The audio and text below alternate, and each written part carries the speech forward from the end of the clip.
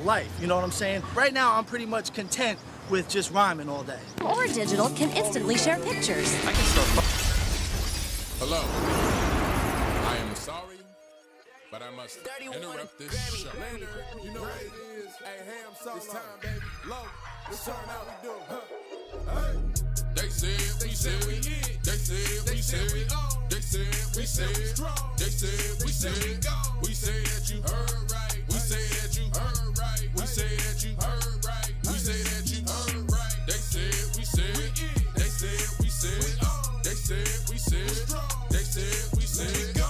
We say that you heard right. We say that you heard right. We say that you heard right. We say that you man. I swear that it's imminent. I've been going so hard on my penmanship. About to go in and buy me a whip.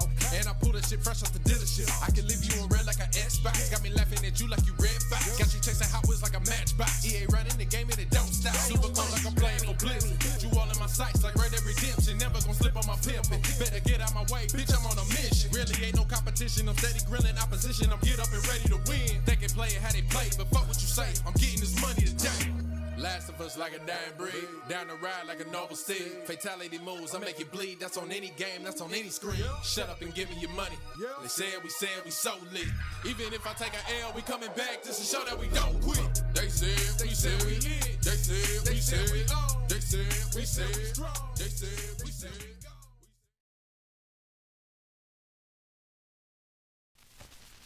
Greetings and salutations, ladies and gentlemen. Welcome to yet another installment of Everything Plus Gaming on TSWS Gaming. I'm Luke7, and joining me as always is Mr. Tai Talks and Oshus, all the way from Timbuktu, South Africa.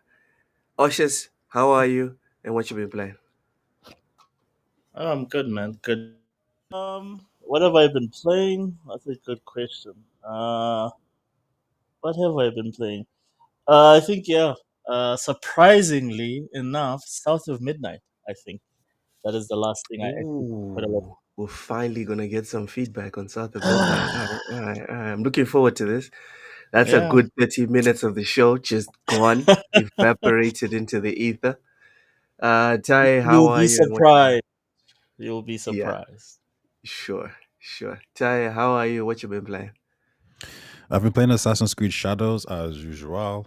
Great game. I will not be able to get into 90 hours or so like Innate did. That's rather impressive.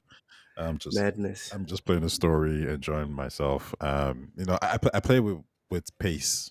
I see a lot of people might get burnt out. It's still a Ubisoft game, like I said. So there's all these, the Ubisoft tropes, and that can get very tiring very fast. But if you're playing it, watching Black Mirror in between, going to the Going to gym, going for work. runs, hanging out with people, like yeah, it's fine. Like I turned it on yesterday, and just being back in that world, like it put a smile on my face. Just running through Japan, I really want to know if there's any other depiction of Japan. Maybe Ghost of Tsushima is the perfect example. Maybe the It's not only a maybe. example It's not a maybe. that's better than like what is the best depiction of Japan in a video game that we've seen? Is it Shadows? Is it Ghost of Tsushima? I have no idea. I want someone to do that analysis. But we're talking about like ancient Japan, right? Because modern Japan, the Hmm. Yakuza games are pretty awesome. Yeah. The old school stuff. Yeah. Yeah. Um, I'm not feeling too well. Got a bit of a flu, got a bit of a fever, but I'm medicating. Should be fine. Welcome in Vincent Vegas says Yakuza. Exactly. Like if we're talking about Japan, we need to separate the time periods. Hmm. I think if we're talking about ancient times or Edo period, I think that's what it is. I would say um, Ghost of Tsushima for me personally. It was a lot. It felt a lot more grinded. Obviously, I only played like 10 hours of Assassin's Creed versus my 60 to 80 hours on Ghost of Tsushima. But I would say for me, Ghost of Tsushima does it better. Fuzzy, welcome in, says Shadows is better than Ghost of Tsushima in most ways. Interesting. Interesting. All right. Maybe listen, we can agree to disagree. We can agree to disagree. As for what I've been playing, I've been playing the first Berserker, Kazan. I'm back on that. Struggling, like really, really struggling. It's a hard game. Like it's nice, right? You feel like you've got a hang of it, but then you go into a new area, then there's new enemies, then it's like damn it! I thought I had this down, and then the game is just whooping you. So yeah, for the first Berserker, and to relax, right? When I'm tired of getting my butt kicked in the first Berserker, I've actually been playing some Fire Emblem Three Houses. It's very good. It's very, very good. I used to make fun of these games. I will not make fun of them anymore. I'm planning on playing all the other Fire Emblem games and seeing where this takes me. Uh, what? Okay. Raichi says I need more Xbox bashing from Osha. South of Midnight is amazing. Let's get into it then. Let's get into it before we touch on the whole PlayStation thing. Osha's, you weren't. I think you hadn't even started playing it Yeah. last week. Please give us your. Tell us how far you are into South of Midnight. Yeah. And then, oh my God, Vince, stop it. Stop it. Oh, and Nate is in the chat. Welcome. And Nate, I've actually been watching Freerun as well because of my flu. I've been watching Freerun. I'm on episode 20, I think. I have thoughts. I have thoughts on Freerun. But yeah, Oshas, tell us how far you're in, what your thoughts are, and if you're willing, give us a rating. Tentative. Doesn't have to be the final rating for South of Midnight.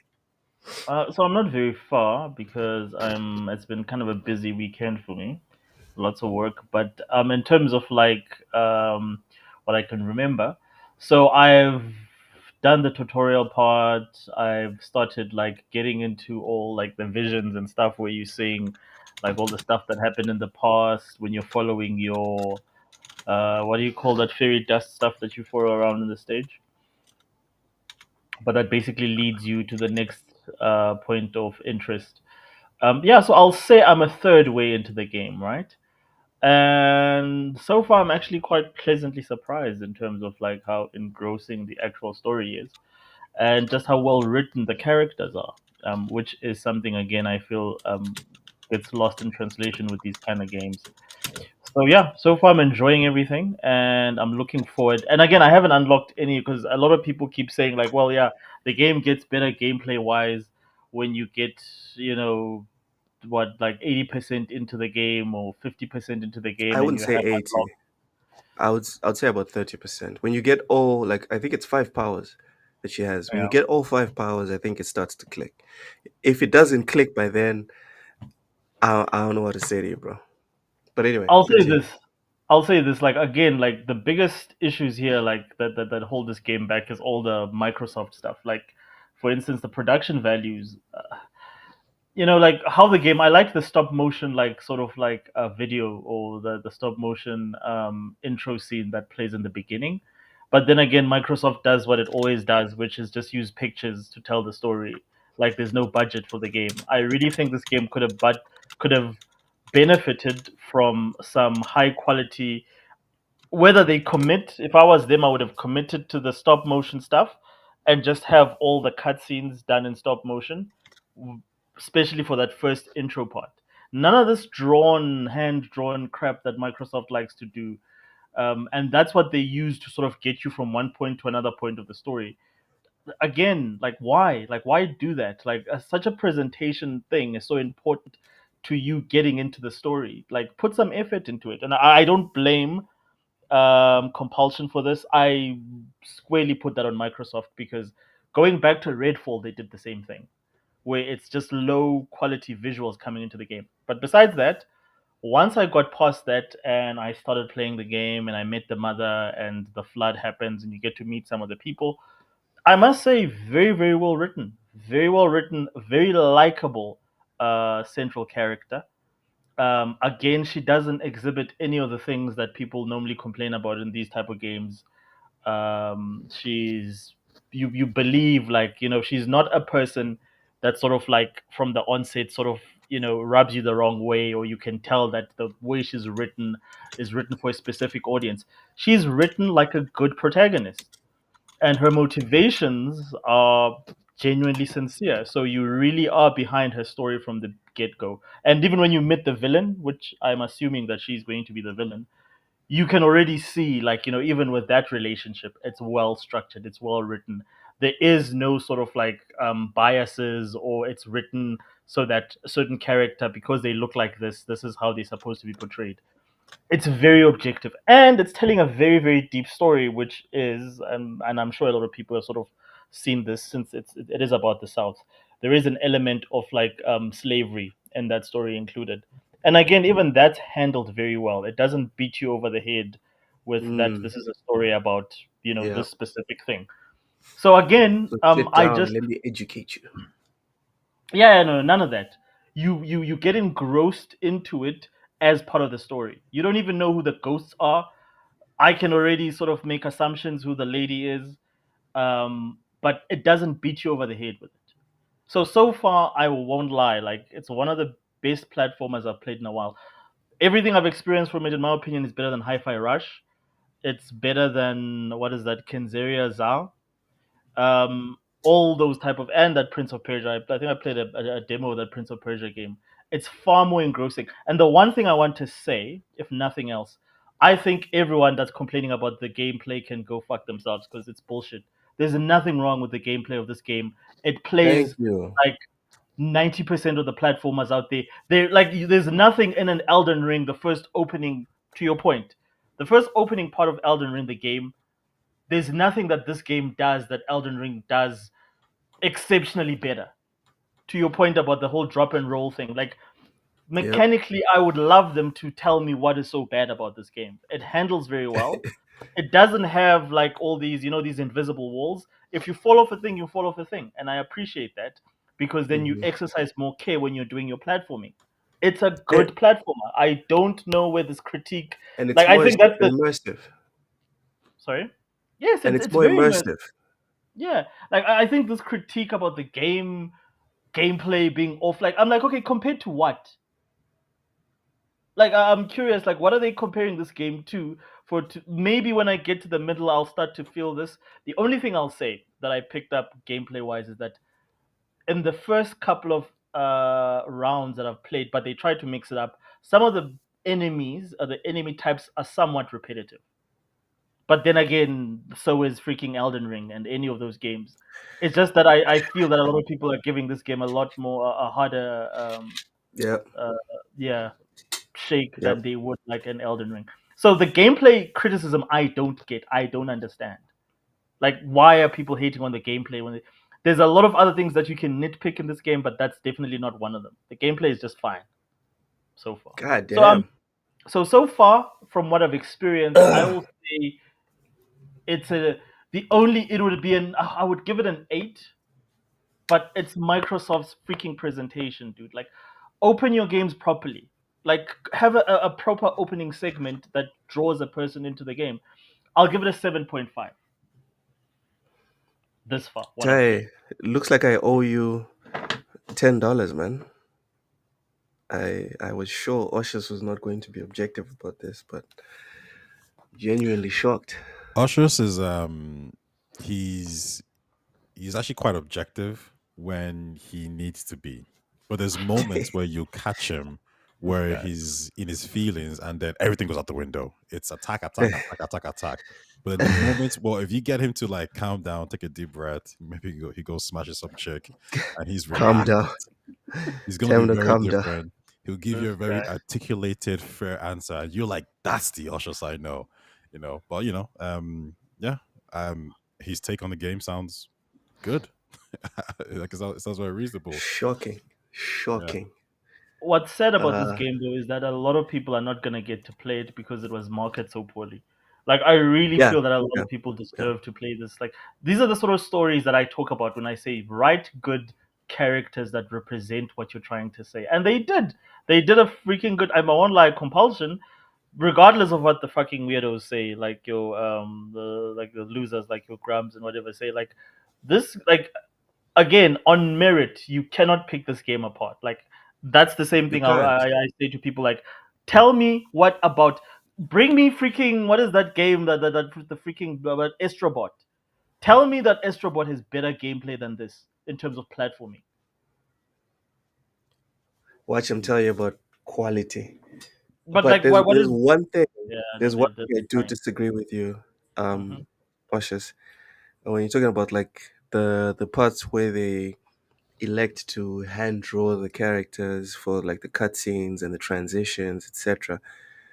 The game that comes to mind to me is Scarlet Nexus. Scarlet So, Nexus oh yes, yeah, I see. was my game of the year when it came out. Hmm.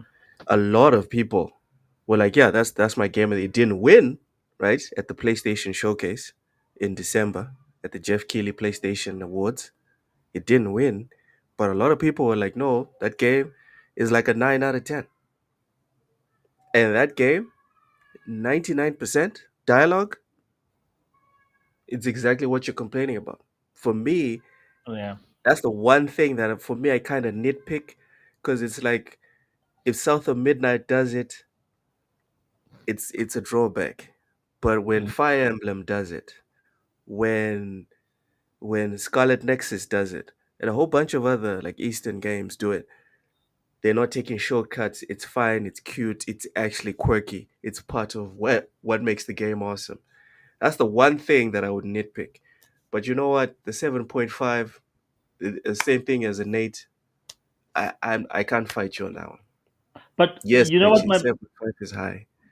you know what my problem is like with that, Loke, is that they have an art style that they've already sold us on, which is stop motion. So why Mm. use multiple styles to tell your story? Because it I don't know, it takes away from what makes the game unique. I wish they had used that stop motion like that they use in the beginning for Start to every, finish. yeah, from start to finish. Commit, and then that's your art direction, and that's what everybody identifies with throughout the game. I feel that they should have doubled down on that because it's so No, Uh, unique. no. I mean, I'm okay. Now, I don't know about that now because when the stop motion thing happened, there was a lot of pushback from it, and a lot of fans were saying, "Yeah, I not was not one really of them. feeling this." So I guess my question here to you would be, which one are you talking about? Then are you saying that they shouldn't take feedback from fans, or they should double down? Because it feels like when we speak about these topics, you always say like, "Listen to the fans, listen to the fans." Like that's forget about your Yeah. artistry. But now it seems like you're saying, "No, fuck the fans, focus on your No, artistry." but the thing is, like, by the time the fans had that feedback, they'd already committed to that. Like, because the whole game is based around some form of like the game itself doesn't play off as stop motion. It's certain segments. Like, for instance, when you look at the backgrounds are like sometimes, like for instance, the birds and the animals. They're all animated or they all like moving at like 30 frames, but half the frame rate that you're moving at certain times. But in the beginning, there's an opening scene that is completely stop motion, 100% stop motion, and I feel that that would have worked for the art style of the game. In terms of like feedback, the problem I have with like Tai is that this is not a thing that's unique to this game. Every AAA game that Microsoft has released, sorry, not AAA, first party story based game that they've released relies on animation for some reason. I don't understand why. It relies on like these either. It just feels like they cut the budget, like they didn't dedicate enough resources to sort of sell you a good looking thing. It's like go back to Redfall, same thing where they just used like for instance, not even clips. I don't know what you would call it, but it was just like you know the characters in a bunch of pictures, and then that's how they told the story, as if like they couldn't do the full motion video that they sold us when they sold the trailer, which looked fantastic by the way, with the vampires. But when you bought it, it's just like these little pictures that you see on the, and then they did the same thing with Avowed as well. I'm saying commit to an art style, whether you do it CG wise or if they were not going to do the stop motion directly, then do CG, but do something that is going to make it attractive. or draw people in? Um, I think what I can say there is that I don't want to blame Microsoft too much necessarily. I think a lot of these studios, we all know Microsoft gives them a lot of free reign to do whatever they want to do, and maybe compulsion. Um, maybe they're the ones who chose this. This is why I will blame Microsoft, because I think they should look at them and say, no, you're gonna Yeah. do it this way, you're gonna do it that way. So I blame them for the management, but I wouldn't be surprised if compulsion actually went for this. And there's also a possibility that they amended certain scenes, and maybe due to that they had to, make it like this in terms of the art style that you're referring to. I mean, even the stop motion thing. I'm sure my buddy was like, yeah, I mean, do whatever, do whatever the hell you guys want to do. But then as soon as the feedback came through, like, yeah, we don't like this, then they have to patch it. They have to patch that out, and they have to maybe change But certain scenes to make it more like 60 frames or whatever. but like my question to you, Tay, is that like how much of the who, like, I mean, I remember some people were like, well, yeah, maybe not, but like I don't think there was that much of a backlash against it, because what people were afraid of is that the whole game will play in like 30 frames per second because it's stop motion, not like the cutscenes. I don't think people were complaining about the cutscenes being stop motion, because I didn't see a lot of like pushback against that. And again, if you're going to pick a unique art style like that, which mind you is actually quite popular, if you look at like it's especially like in popular entertainment, I don't see people pushing back. If you believe in something, sometimes just you know try and convince your fans to say this is why we chose this and this is why we're sticking to it. I don't think there was enough pushback for them to go change entire scenes. I think this is how it was. They budgeted just for that opening scene to have full stop motion because it's probably quite pricey or expensive, and then they just decided to go with hand drawn. And even if they did the hand drawn thing, at least commit to quality hand drawn, not like where like single frame things where you have one a blank background. Like there's just no artistry in the cutscenes, in my opinion. They're very very what's the word, minimal. They don't give you a lot of presentation. Like even if they had committed to doing something like Hellblade in terms of presentation, where they really, because it's on Unreal Engine 5, commit And into. now we are back to good old Oshus. Welcome in, Big Mad Mo. Appreciate you. Appreciate you. Um, all right. Let's move on, Oshus. You gave it a 7.5. Let's let's run while the getting's good. Can we Okay, agree on that? Hmm. Yeah, we're winning. Let's leave. fair enough. Hey, the Sly Crow. Welcome in. Welcome in. All right. All right. So the next topic is slightly controversial. Slightly. PlayStation is doing their thing. One more again. Here we go. The PS5 digital, so this is from VGC. The PS5 digital edition price has been increased in the UK, Europe, and Australia for the second time. So we're not even talking about the normal based PS5. We're talking about the digital that has zero like disk capability. All right, that's what's happening. The PS5 digital edition now costs $500. Sorry, €500 in Europe, up from its previous of €450. So it's a 50 euro increase. Meanwhile, in the UK, the console now costs 430 pounds, up from its previous 390 pounds, an increase of 40 pounds. This is the second time Sony has raised the price of the PS5 digital edition, having previously done so in 2022. The console originally cost €400 in Europe, 360 pounds in the UK, meaning the new price marks a total increase of €100 and 70 pounds respectively, since launch. The standard PS5 console and PS5 Pro will not receive price increases in Europe, in UK or Europe for now. For now.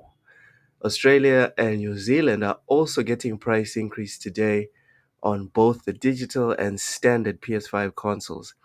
In Australia, the digital edition will now cost $750, up from $650 and $600 before that.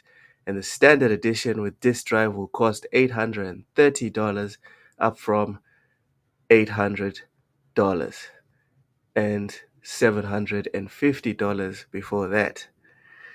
One thing that will be getting a price cut, hey, this is good news, however, is the PS5 disk drive, which will be dropping to £70 in the UK and €80 in Europe.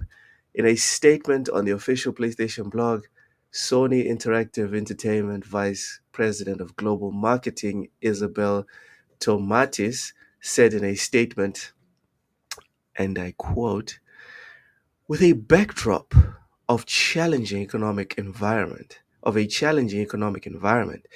including high inflation and fluctuating exchange rates, SIE has made the tough decision to raise the recommended retail price for the PS5 console in select markets in Europe, Middle East, and Africa, Australia, New Zealand as well.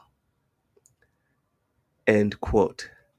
Sony notes that certain other markets in EMEA may also get price increases but hasn't given more detail.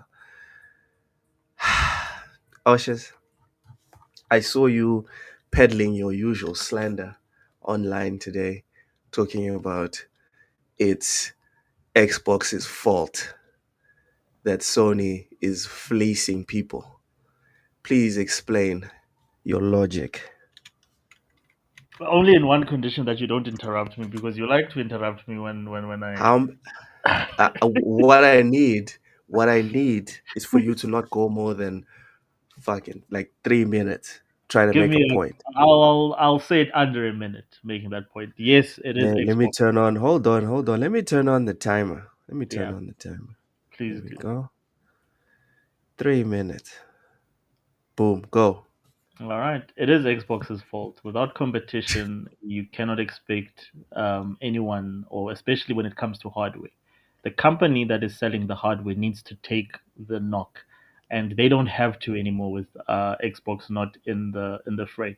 And again, this is also going to trickle down to Nintendo, because if PlayStation is not feeling the pressure, PlayStation is also not going to put the pressure on Nintendo in Japan, because of the fact that like, they don't need to anymore.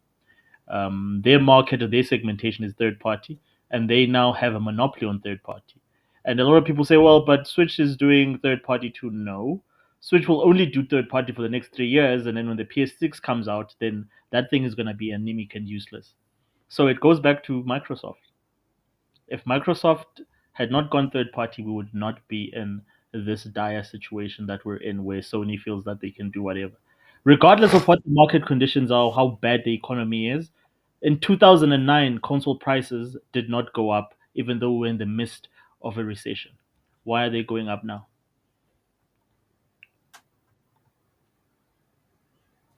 That's it. That's all you got. Let me interject, or let me add to that, and you can respond back. You said it's Xbox fault. I think I don't know if fault is what I would say, because you're right in the sense that they failed to compete with PlayStation. However, what I would say is consumers played a large role in that. When Xbox goes for Tomb Raider and the backlash is, how dare you make this a time exclusive? When Ryan McCaffrey says it's just business when Sony times exclusive Final Fantasy, when Xbox goes to Tomb Raider, he says, this is terrible, this is disgusting, whatever the hell he said. And when consumers and the media is actively trying to bash Xbox, trying to make them seem like they're shit, and when they crap on even things like maybe Game Pass to some extent. Oh, it's welfare pass.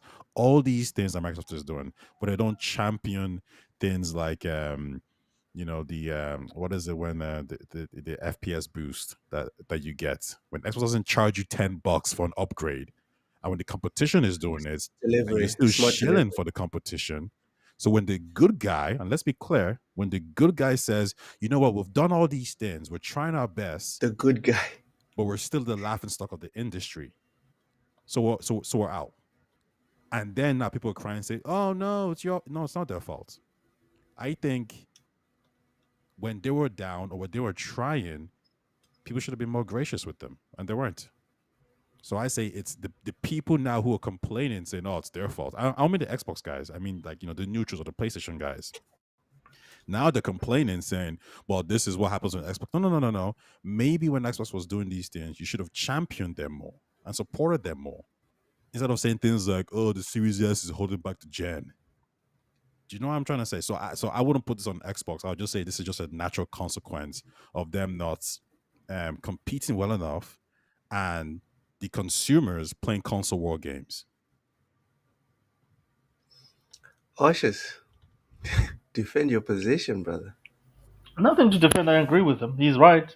Everybody trolled Xbox for. I remember the whole Tomb Raider thing, and to me, it's still so ironic. And I just wish Microsoft could just double down when they make a decision. Sometimes, as a company, regardless, if you believe in something, just double down. Again, what did they do there? They pivoted into something else. Going back to that Tomb Raider thing specifically, he's absolutely right. The media is very much largely to blame for this, and of course everybody, all these other fandoms, because I won't lie, there was no backlash from Xbox fans that we were going to get Tomb Raider to be exclusive on our platform, but everybody else freaking threw up a fit and whatever. As a result, now they're going to have to pay more for their precious PlayStation. So I agree with Ty. It's largely those guys to blame. It's all those fandoms to blame.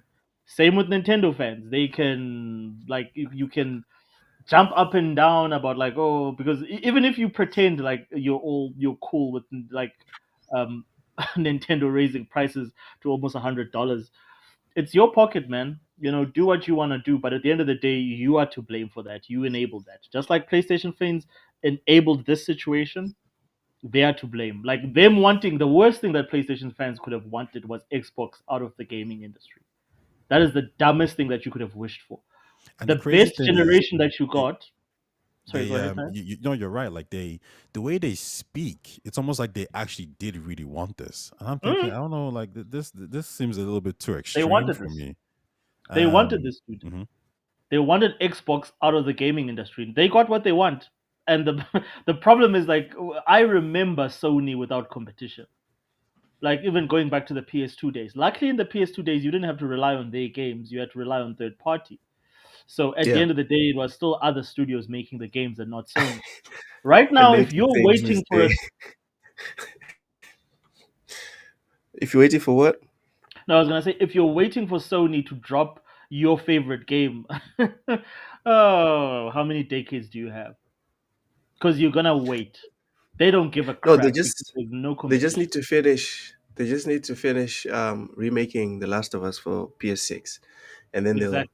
they'll go and they'll go and do something else. Dear Easy, thank you so much for this $2 super chat. Says, damn it, who didn't sign the petition? He's back. For anyone that doesn't know about any other background here, Ausius, there's a bit of a there was a petition going that Dear Easy was trying to get out there, but not enough I people see signed. So there. Ausius is back. Ausius is back, guys. Y'all need to sign the petition. Right, all you have to do is just sign up for the memberships. Memberships are live. It's $1 a month. Come on, y'all. I'm trying to get to Texas. Also, please like the video. Richie says it's not the Xbox, it's all fault of the Series S. Oh And man. and look at that. Thank you for Look, the $2 Canadian, Richie. Appreciate that. look at how the series, the freaking Switch 2 comes out, the most anemic console, like a generation later. and everybody's embracing it as this, oh, now all third parties are going to work on this. All these games could work on the Series S as well because of the fact that it could run those games. It's just that devs just didn't feel like optimizing their games at the time. But for some reason, they can do this for Nintendo, and everybody's cool with it. I really, really wish that Microsoft held a lot of these, whether it's the gaming media, whether it's the actual partners that they work with, to account, and they actually doubled down on this stuff to say, listen, you guys are getting a lot of free shit from us. You're getting a lot of free rides. We want some freaking collect back on that stuff. We're not gonna put some respect on our name.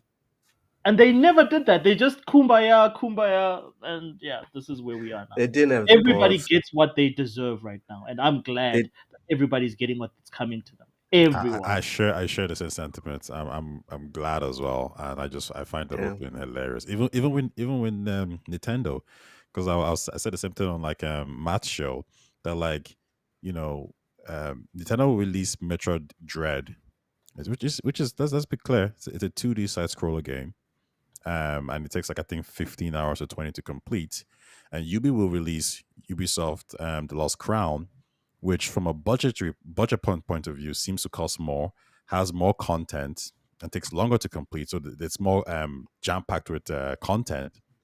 And Ubi sells it for $40, and people say too much. How dare you? But Nintendo makes a cheaper product, and they sell it for 60, and people say yeah, millions of sales. It's fine. So when they make a side scroller game that costs nothing to make, of course Mario Kart World is gonna be $80 because you're incentivizing them. You're telling them, no, we care about art, not cost. But now all of a sudden, well, now it's too expensive. They're saying, no, no, no. You told us it was art. You told us that when we make a game that doesn't cost that much to make, as long as the game is great game, we can charge you whatever the fuck we want to charge you. So now we're doing that. It's like when people say Xbox has trained its gamers to not buy games because of Game Pass, which is a false narrative. But let's go with that. When Nintendo has trained you people to accept cheap games that cost a lot of money. I remember when the DS was coming out, was it the DS or even the Wii? And they actually said, no, because our product is cheaper, the games are going to be cheaper, so it's not going to cost as much. It was a lie. Because they charge you crazy money. They charge you. CD Projekt Red could make a game that costs $150 million or $200 million. They'll charge you 60 for it. Nintendo make a game that costs $70. They'll charge you the exact same. Yeah, The margins are insane. But people didn't complain before. Now all of a sudden it's time to complain. But they got you by the balls now. They know exactly what's up, and they're doing it with Mario Kart World, which they know is a game that is gonna like the previous one sold 30 People million. have to In buy. fact, the Mario Kart Deluxe on the Switch is a port of the Wii U game. yeah. Mario So Kart 8. it costs nothing. Yeah, it's a Yeah. port. It costs nothing. It Oh, costs nothing Same to with make. Zelda, Twilight Princess. A lot of those games were ports. A lot of the Switch launch games were ports from the Wii U. And they That's just so funny. repackaged it as a port and just said, "Here you go, $60." Like And it's double dipping to an yeah. extreme. Go ahead, Asha. No, and again, like speaking about double dipping, dude. Like I was looking at the insanity of the fact that with what is it, Breath of the Wild, with this so-called expansion pack is gonna cost you it's gonna cost you $90. They've got the urge for a game that's almost 13 years old to charge you $90. The nerve. I was like, dude, like Yeah. what are you smoking? How the freaking hell do you just decide? You just wake up and say, you know what, I feel like. But then again, if that's what you're willing to pay for, that's what they're gonna charge you. I don't blame them if Yep. you. Listen, if you're dumb enough, I'll sell you Coca-Cola for $100 a pop.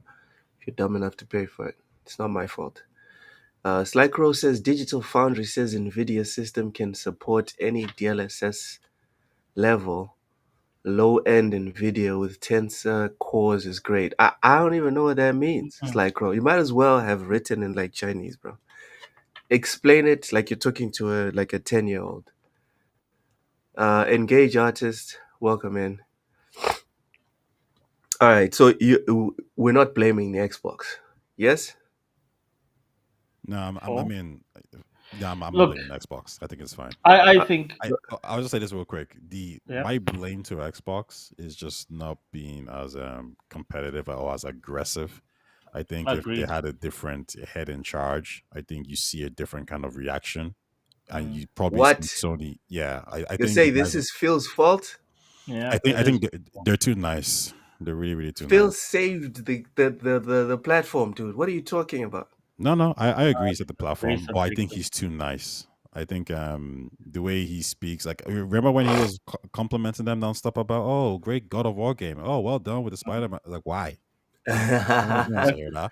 Mm, You know what I mean? You should be shit on that game. Be like, oh, look at those puddles, bro. Like, what's going on? But no, he exactly. didn't. He was cool about it, and I think it kind of like just premieres throughout the whole company.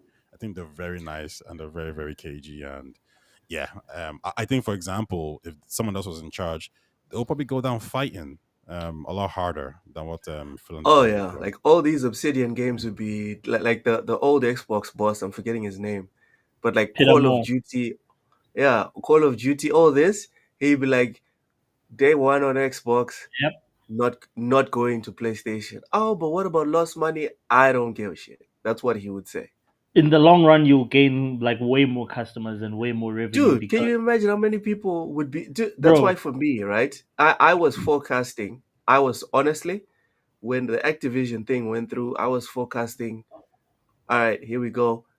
Xbox is now going to be like properly splitting yeah, customer bases or customer numbers with PlayStation next gen, yeah, because I made the same assumption that every single PlayStation fanboy made and everyone else made before Phil went and conceded in the courtroom, right?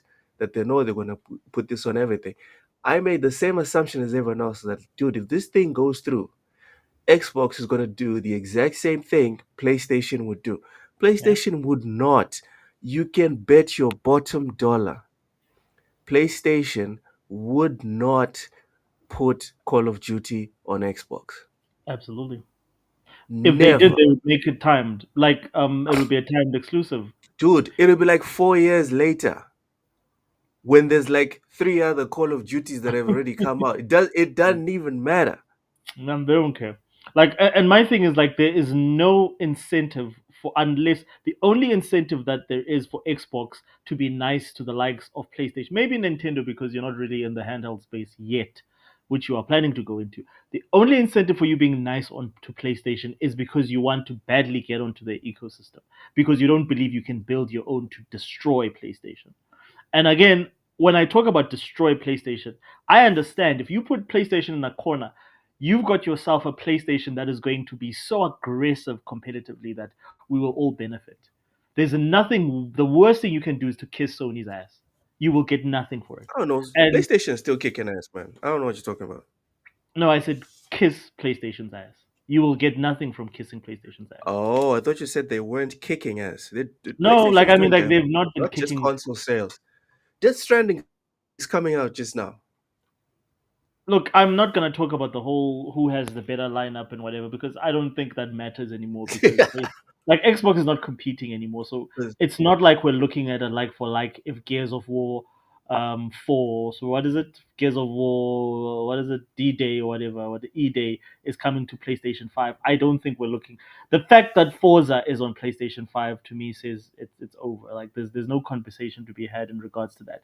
But what I'm saying is that nobody benefits from a situation where there is no competition and you just want to get your stuff on the competitor's platform.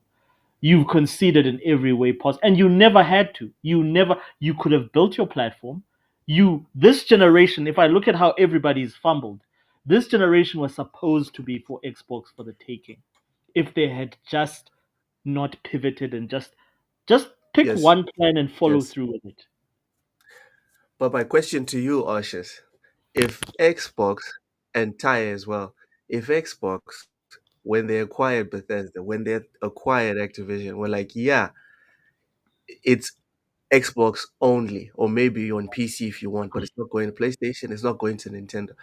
I think if they had done that, I don't think we'd be getting the PlayStation we're getting now. Ty, is this a stretch? if Xbox had made Call of Duty exclusive, No, Bethesda. Bethesda. If they, yeah, yeah. If they Okay. had gone, no, Call of Duty, or the whole Activision slate, as well as Bethesda, and made it clear that, dude, Xbox games are just Xbox games. I believe that PlayStation would not be doing what they're doing now in terms of No. people now making fun of them because they just release remakes, remasters, and the only exclusives they have is like third party exclusives. Hmm. That's it. That's an interesting question. Do you Go think to I'm Ushers reaching? first. No, go to Ushers first. Okay, Let me finish Ushers, that one. So you think I'm reaching? no, you're not at all. Because what would have happened is, Okay. and again, Loki, this Finally, is me what I and you don't agree understand. on something. This is what I don't understand about Xbox. They never had to make everything exclusive anyway. If I'm at Xbox and I'm Matt Booty, God forbid I'm not, but if I'm Matt Booty, I'm sitting here and I'm looking at like, okay, cool. You know what? Call of Duty sells well on everything. I'll put Call of Duty on everything. I don't give a crap. Look at the Activision library that I have to play with. There's rumors about a prototype. There's rumors about like we have so many games. We can give them all the third party games that are popular now. We will still have exclusive for days for our console. I would have never done stupid ass shit like put Forza on freaking PlayStation 5. No, you don't have to. Give them all the games that they already have. Say we'll allow you, and then this will of course take care of all the legal stuff with the who was that Lina Khan and her FTC. the FTC. Give them all the multiplayer, like give them Fallout. You don't need Fallout, but anything that's like a Starfield is exclusive to us. But we still give you third-party support. You have to take these franchises because they mean something to your platform. But at the same time, all this new shit we're making, you're not gonna get, and we're still gonna double down and make using these studios, using the expertise from Bethesda and all these Activision studios that we've bought. We're now gonna double down and make sure that we make our games when they launch. An Xbox game has got like that spit shine, dude. You can, when the sign reflects off it, you can't see because it shines so bright. But they did none of that. They just, and for me, I don't understand for the life of me why they decided to make everything like decide to go multi-platform. There was never a need for that. They've got so many IPs. They will never even publish a third of those IPs on most of their like, and then the entire like run as a gaming company. I don't get their Yeah. strategy. It makes no sense to me. They could have shared and Uh, kept. Big Mad Mo welcome in says they couldn't make it exclusive because Sony was crying about it, and this goes back That's one to game. what Ty. It goes back to what Ty was saying, Big Mad Mo, about Tomb Raider. Um, Xbox got the exclusive rights for Tomb Raider. The Xbox fans were happy. They bought the Mm. game. They played the game. The PlayStation fans weren't happy. They were Who bitching cares? about it. Who cares? The Nintendo fans were bitching about it, etc. But there was no spine from Xbox. There was Exactly. no, hey, I'm here to deal and satisfy my people. If you want my stuff, you need to become my people. That didn't happen. We're tired. We're tired of years of seeing like what's it? People bitching about Final Fantasy on PlayStation. Bro, Aren't you tired of seeing it, Big Mad Mo? People are always complaining about Final Fantasy not being on other platforms than just PlayStation. When did you see PlayStation acquiesce? It had to be Final Fantasy. It had to be Square Enix themselves talking about, yo, we're making boku dollars, delayed obviously, on Xbox with Final Fantasy 15, on PC with the other ones that they ported late, and there are stockholders like, no, dude, we need to start porting these day one because we want all the bag. So whatever money Sony offers us, tell them to screw off. But people were still giving the heat to Sony. Sony didn't give a crap. You know why? Because Sony's worried about number one, and who's number one? The PlayStation gamers, bro. can can can I ask you a question just based on that, Luke, in terms of like what like people bitching? My man, ask me how fucking the biggest game that was released last year, Wukong. How is that on my freaking three on my fucking Series X? Wait, it's not. I think it's on Series X by now. Is it not? And what? Oh, ask me. No. You saw the Wukong. announcement, right? No, no, no.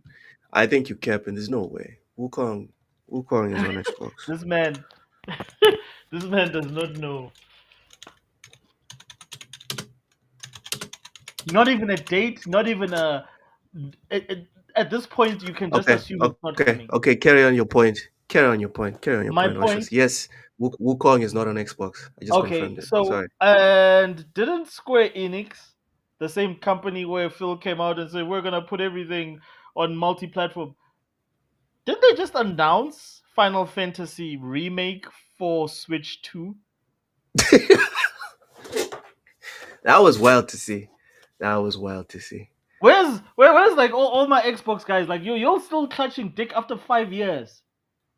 Oh my Like God, clutching. Okay, bro, all like right. at what point in time do you not get it that Sony will squeeze every little bit out to just spite you, and you continue to put game after game? At what point in time do you say, you know what, this is now just gross disrespect from a company we can crush them with our wallet, but we're allowing them to sun us? Like they're sunning you. Like 5 years they put it on Nintendo, and there's not even a word of it coming to your platform. Faded So, Blaze says it was money hatted. That's why we use the Tomb Raider example because that was also money hatted. You get me? That's why we use the Tomb Raider example because that was also money hatted. And this is So where I say Phil and the guys are a little bit soft because just because the internet is saying don't do it, don't do it, doesn't mean you should then turn around and say, okay, fine, we're not doing it anymore. Like, what the hell is that? How do you let yeah, that's internet kind of dumb. people, That's sway dumb. your decisions? Because if they had got to me as an exclusive and they were like, you know what, let's do some more. Let's go get this Dude, game and internet that game and people, whatever. Go ahead. Ty, internet people had Concord trending and saying it was an awesome game. Hmm. When the beta came out and when Concord launched, I have a lot of mutuals on the PlayStation side. Everyone was capping for this game. You would have thought this game had hundreds of thousands of players. You can't sit there and look at what's trending and say this is what people are playing. That's not true. Baldur's Gate hasn't trended in years. Go and check the games that are hitting highs right now on Steam. The games that still have 100,000, 10,000, 50,000. It's still those games, you know. Hmm. Slycrow says I love Concord. Well, you and 600 other people, bro. No offense, man, but yeah, just is what it is. Taya, sorry. I hope I didn't No, no, it's make you fine. forget your point. But no, but that's just it. Like, they should have been more aggressive for sure, and they weren't, and they should have had smarter plays. They should have timed exclusive a lot of content as well to give people that impression that, like, yeah, this is our stuff. I said some time ago that even the Bethesda deal, that they were very nice about it and not casting the contract with Ghostwire Tokyo and Deathloop, and maybe to some extent that helped them, get ABK. But I would even wager that there was a specific clause in there that said, yeah, you can do this, but you just have to like pay Sony off. And they should have paid Sony off. They should have said, no, that loop is going to be exclusive through Xbox, and so is Ghostwire Tokyo, but they didn't.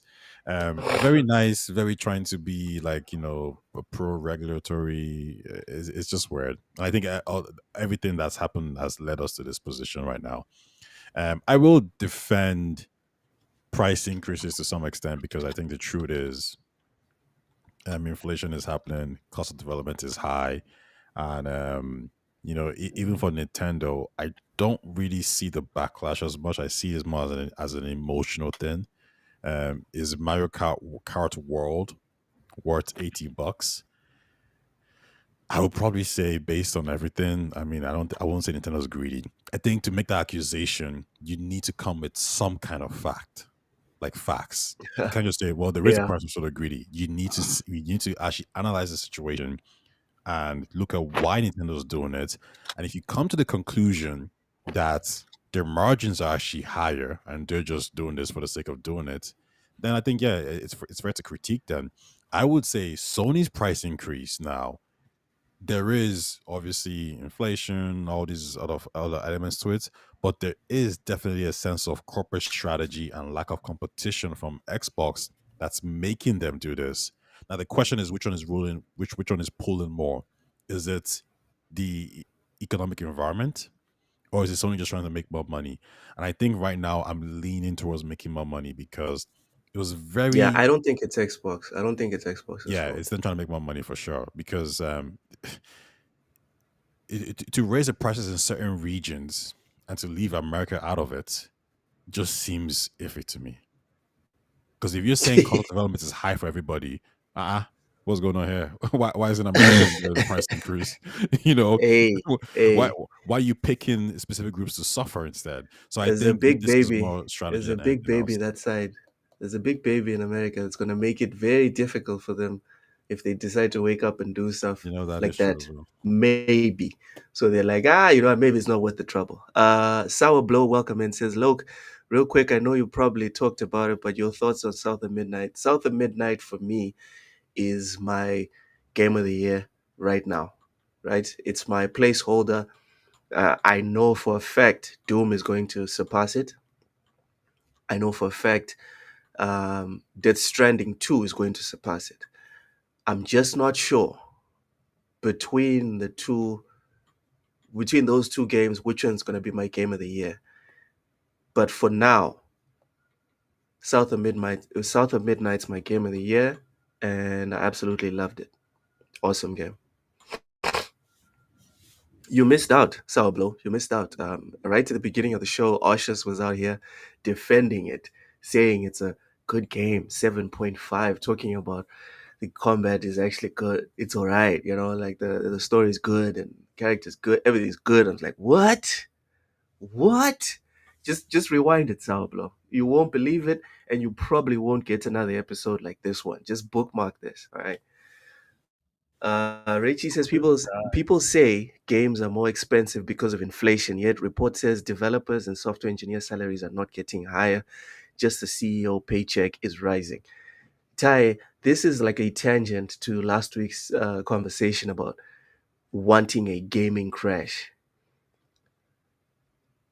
If the only people actually making real money, Ty, real money, is CEOs,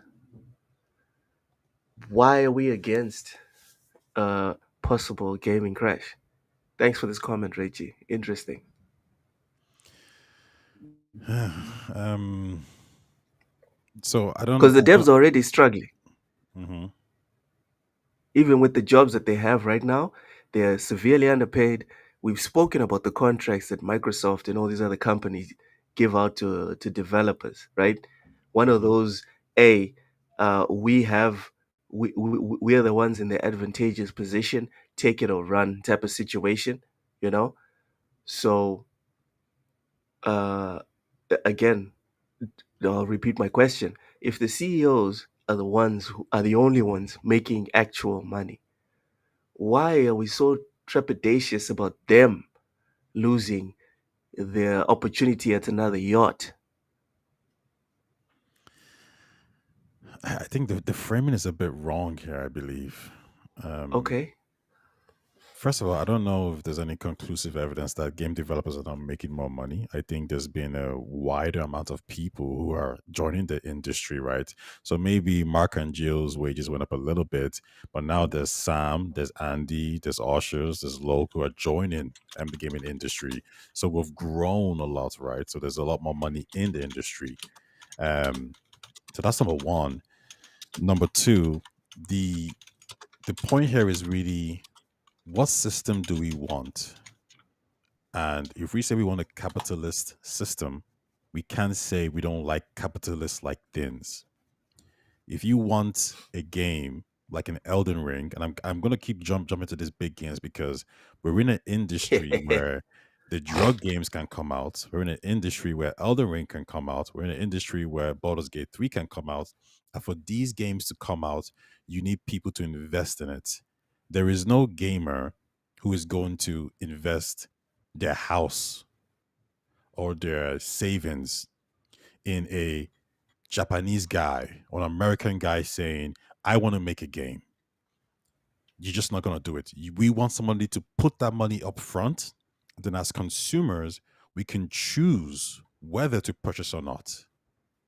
And that's the best outcome for us because we're not losing anything by saying, I don't want to purchase this product. So, for some reason, we've internalized this feeling. We act like shareholders. We act as if a game like Concord, we've lost millions from it. Now we can look at the stock market and people can say, "Yeah, I lost money because of what Trump did," and that makes perfect sense. But when a game like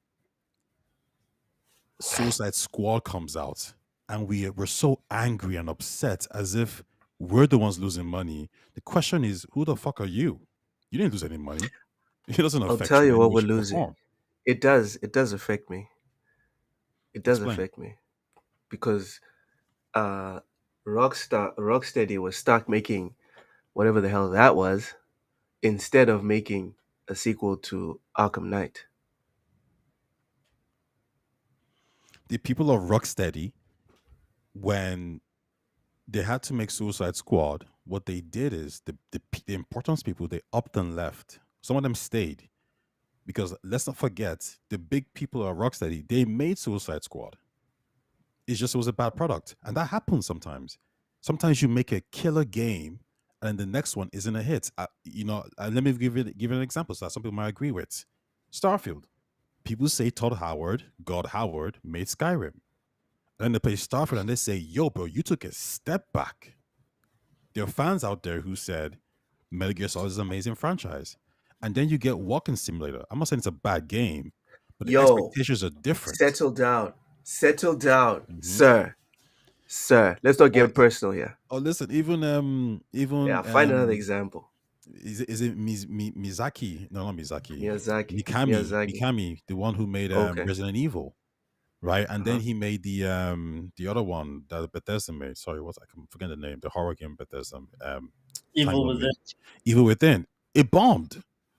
So these things happen, but guess what? You didn't have to invest money for Resident Evil to exist, and you didn't have to invest money for Evil Within to exist.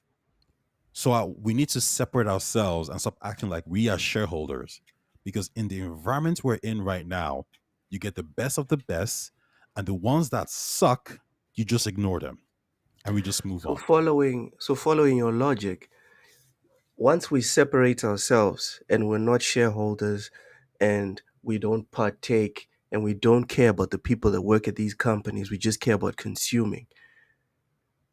It's a fair assumption. It's a fair deduction for us to be like, no, let it crash. It doesn't affect me. My backlog is humongous. These guys could stop making AAA games for the next 5 years. I'd be fine. So you see, this is like an Ouroboros. We're right back to the beginning. Why is it so problematic to have people like Rachie in the comment section saying, let it burn? Because when you say let it burn, you can't pick one. You can't discriminate. If you want the industry to burn, you want Baldur's Gate to burn. You want Elden Ring to burn. You want Street Fighter But you know why it won't burn? You know why it won't burn, Ty? Because the good stuff will remain. The investors, right? When people say, "Oh, you know what? Let EA burn," it's like, all right, when was the last time EA put out a banger? Star Wars Jedi Name me Survivor. It's Space Fiction. No. College football. For me, right? Me personally, none of the games that you mentioned there is like, oh my god, I can't believe, like my gaming life will not be the same if I don't play those games. And I can agree with that 100%. And this is the part that it rubs me the wrong way, because then people are acting like dictators. Because what you're saying with college football is, I think 3 million people purchased that game before it came out. It's the highest selling sports game, I think. The highest selling sports game. So you're telling these people, screw you, Yeah. only the games I want and like should exist. Why? No, Are you a okay, so dictator? first off, I'm not hopeful of humanity. I just trust the one thing that has brought us here and will take us to eternity as a species. I trust in human greed, right? So if EA shuts down tomorrow, let's go down this road. If EA shuts down tomorrow, the Madden license is now available. The NCAA license is now available. Ty, I know it's not your genre, it's not your thing, but did you know that there was a time when there was 3 football games a year from different companies? Did you know that? Mhm. And I did. I'm sure you know that the NFL, the NCAA, these are some of the most valuable sports products in the world.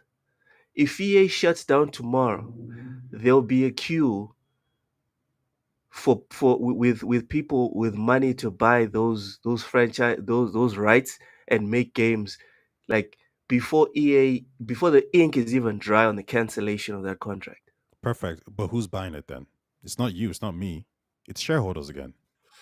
A- So we're And back where we again, started. the reason why I'm saying I trust human greed is the same reason why a lot of the quote unquote woke stuff is getting dropped in Hollywood. Because when your belly is full, you do all types of foolish stuff.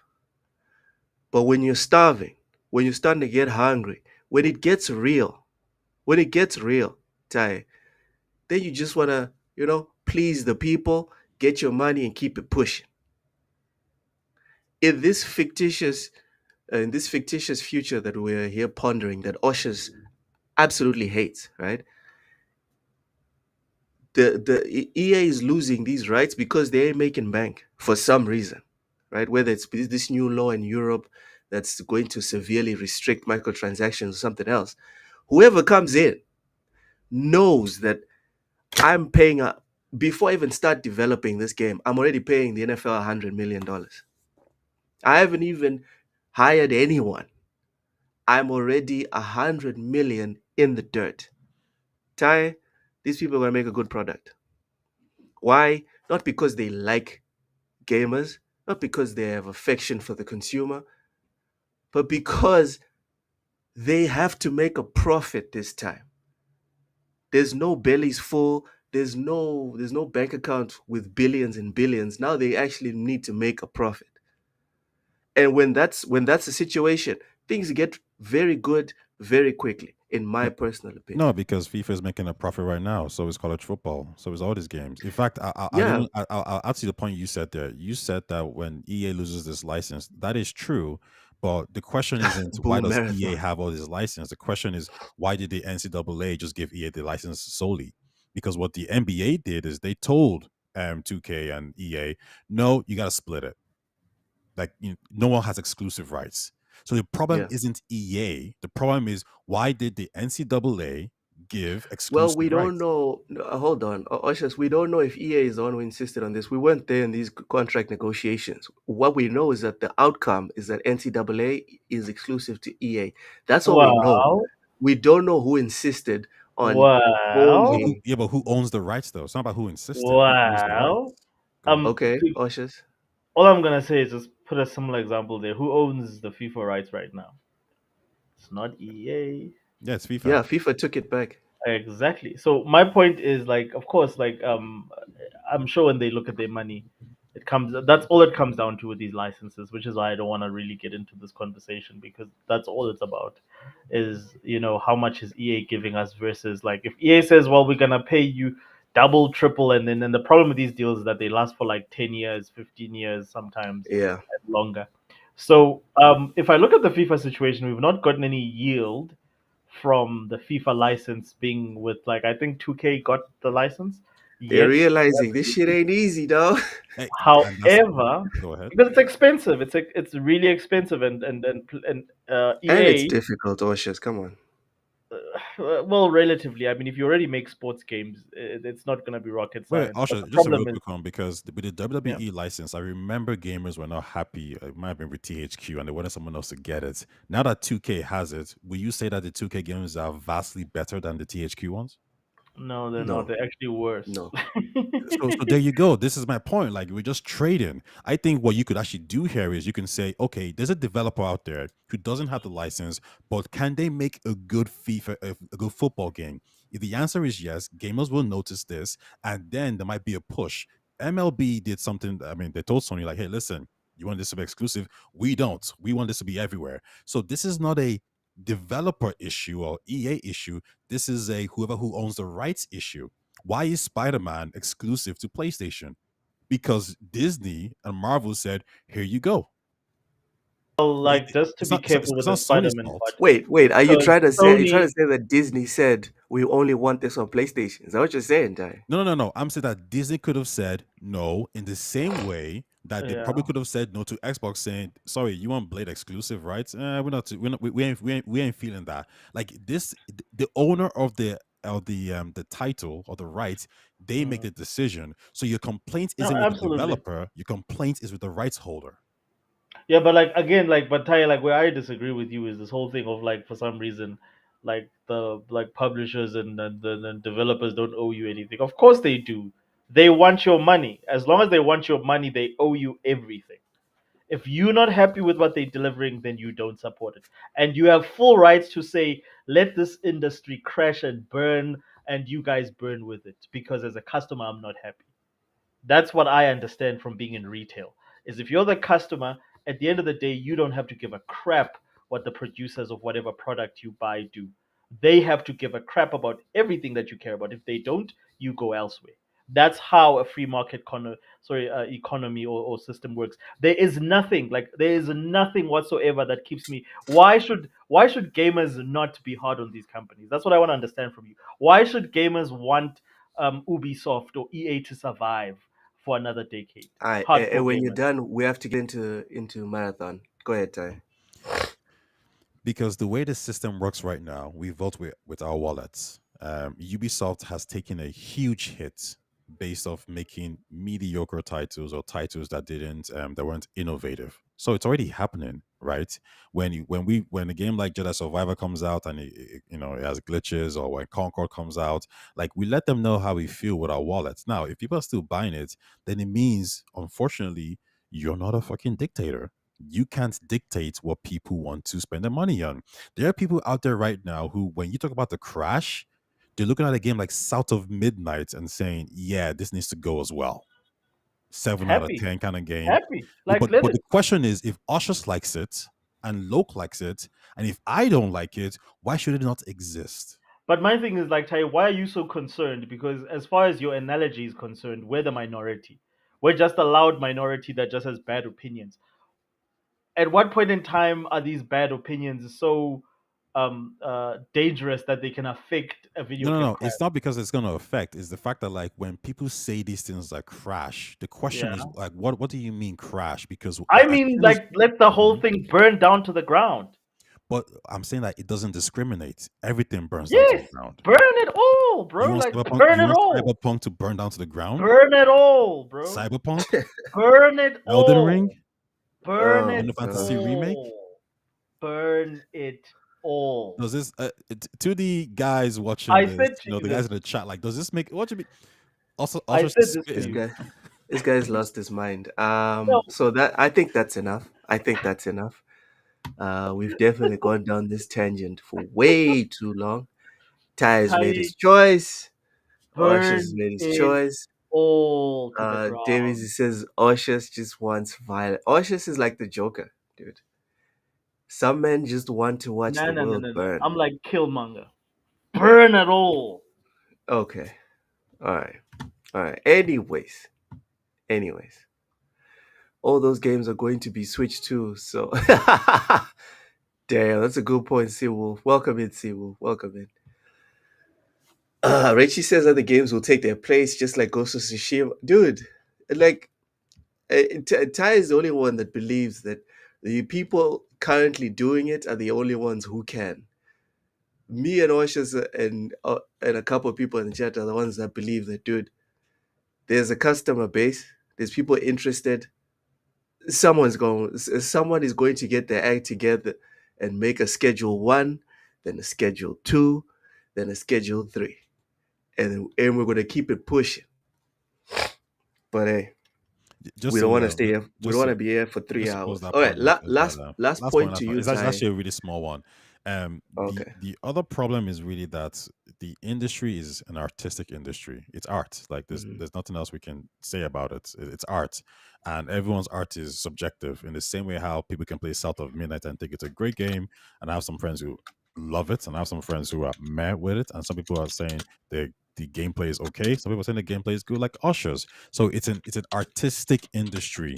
So when we say things like burn it all, what we're really saying is like, well, I don't like your art, so let's get rid of it. I think that's a problem. All right. That's Ty. That's what Ty wants. Darizy, thank you so much for the $2 super chat. Says put this towards Oshas's anger management class. Oh my goodness, Oshas, man. you need to stop. Thanks, Stay Easy. Much love, much love. Listen. The US dollar is pretty strong in Africa. It's not $2 pays your anger management class strong, right? But we appreciate the sentiment. Appreciate It's that. the thought that counts. Yeah. And Nate comes in here swinging and defending his Assassin's Creed. So Assassin's Creed Shadows was fire. I enjoyed every single second getting the platinum. So I damn sure want Ubisoft around, despite a lot of their stupid decisions like Breakpoint instead of Wildlands 2. That's a good point. That is a good point. Wildlands was nice. That was a very nice game. Oh, damn. Richie's getting very specific. Only Western gaming. Okay. All right.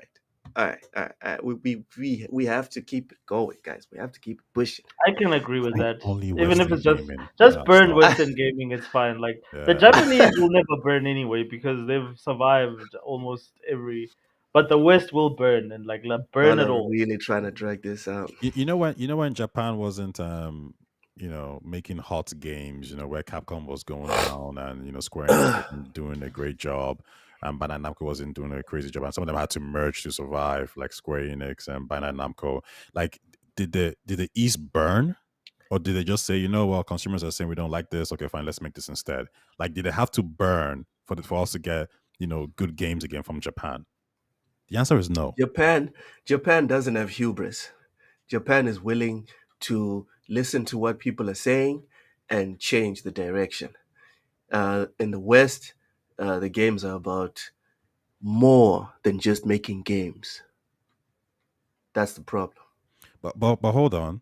Didn't Dragon Age Veilguard, didn't Bioware nearly shut down from Veilguard, and didn't EA say didn't they fire the whole team? So what do you mean we don't listen? Of course I listen. Dude, by the time Veilguard came out, people were already tired of whatever the hell that was.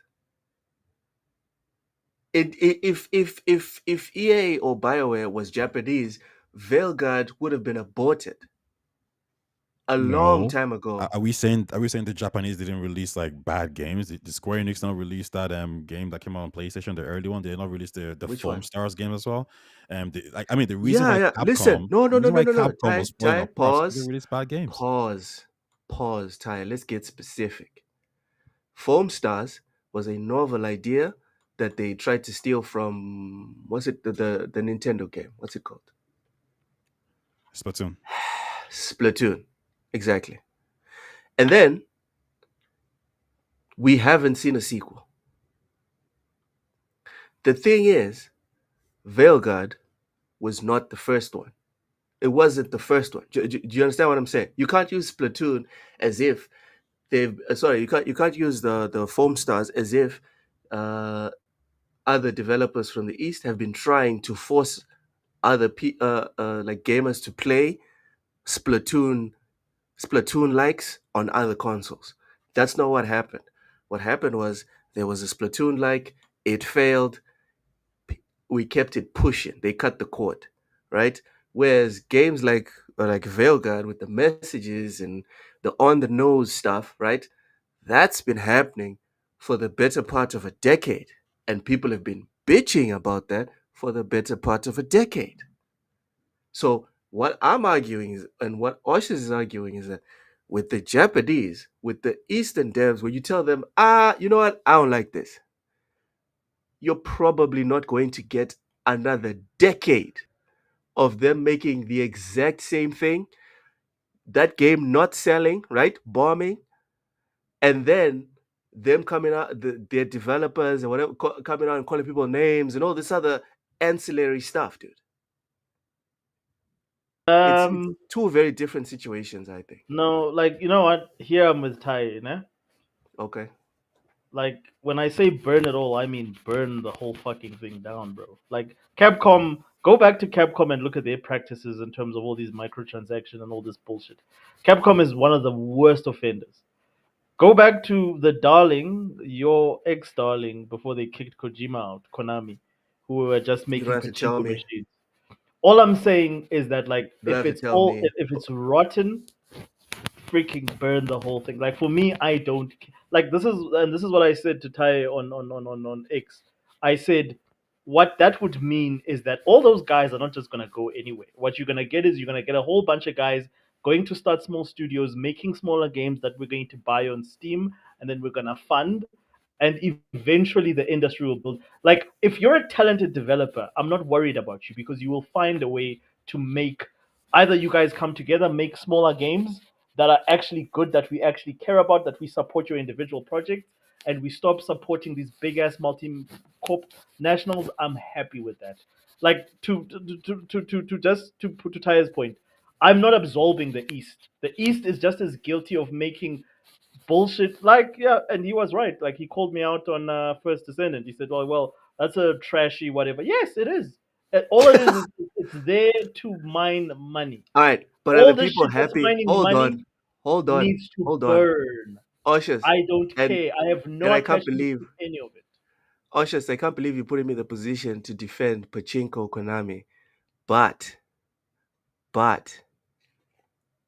they're making money. I think that But they're not making. How many games are they making that you like? No. Listen, I'm trying to remove myself from this equation right now, Okay. right? With the Pachinkos, Konami is making money. With First Descendant, they're making boku profits. My concern, and this is why I'm saying, like, this is like a self-correcting issue, guys. This is like a self-correcting issue. People will stop buying. Okay, for me, when I say burn it all down, it's exactly what Seawolf said. You don't have to buy it. People will stop buying, which is what they're doing now. People are not buying, and when they don't buy, what happens? People get laid off. No, you see And like then the and worst. then Yeah. hold on, and then the companies, right, either pivot or they do what a lot of these Western companies that got fat in the 2000s and the early 2010s, right? Fat with billions and billions. They can keep taking the losses. So they're like, no, let's keep going in this direction. That's fine. The reason why I'm saying I'm fine with it burning down is because I'm not as radical as you, Oshus. You are just off your No, rocker, dude. because I don't know what's wrong with you. because I that's think how we I got think Nintendo. this is a self-correcting issue.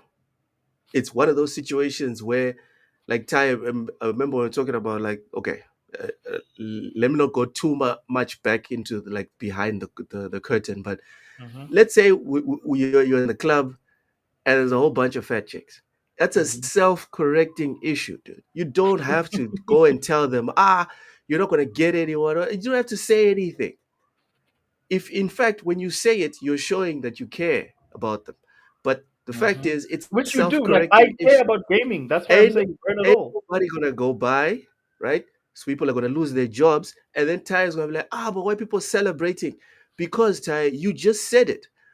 You don't want people complaining about these games. All right, fine. People won't complain, but you know what they're gonna do? They're gonna celebrate when they see that they are actually turns out they're not the loud majority, the minority. They're the loud majority because the games that they say are awesome turns out they sell. They sell like hotcakes.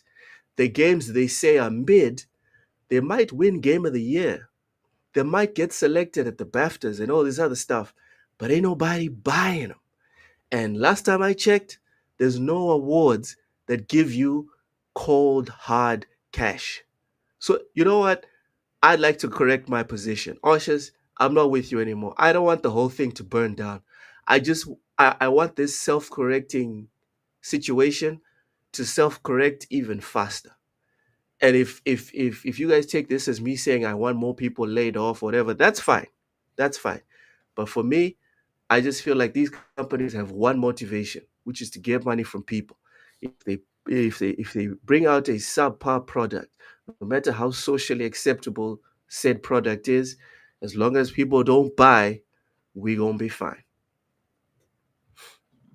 And I've been trying to move on from this subject forever. But go ahead, Ty. Yeah, I think to Looks round it like the up com- there, looks like the comment section also is very interested in this discussion. yeah, I've been going back and forth with the guys as well. The I guess the main point here is like, when I say I like the capitalist system that we have, we can't say we like it. We like the way the West does things, and then say, well, we want it to burn down because no matter what happens, the same situation is going to occur again. If everything burns down, all the money leaves. There's somebody like I was looking at, Island recently, and they invest in hundreds of millions in video games, for Hmm. developers. People are always going to find a way to get money, and there's going to be shareholders who want to invest in these games. So unless we're trying to put some kind of hard cap s- saying you can't invest over 100 million or 50 million in an artistic product, that's key thing here. This is not somebody making you a phone, some kind of device or food. This is an artistic product that could be shit to someone and great to somebody else. So unless we're going to be a dictator and review all these games ourselves, in early development, and tell them, sorry, 20 million is your budget, end of story. And then when you make Yeah. this game, I'm going to delete it or not because I'm a dictator. That's the only way this mindset works. And it doesn't work. So You should we know, buy all the games, Ty? no, no, Should we no. buy all We the do what games? we've been doing every time, which is we don't buy crap games. The people looking at this game on screen right now that we're going to talk about, and there's some Yeah. people out there saying, meh, I ain't interested. But you know what? There's people out there who are looking at this saying, I'm interested. For the people who are interested, go buy it. If there's enough of you out there to buy the game and Oh support the yeah, game, fact. then it Fact. survives. But Yep. the question is, why do I want this game to burn and fail?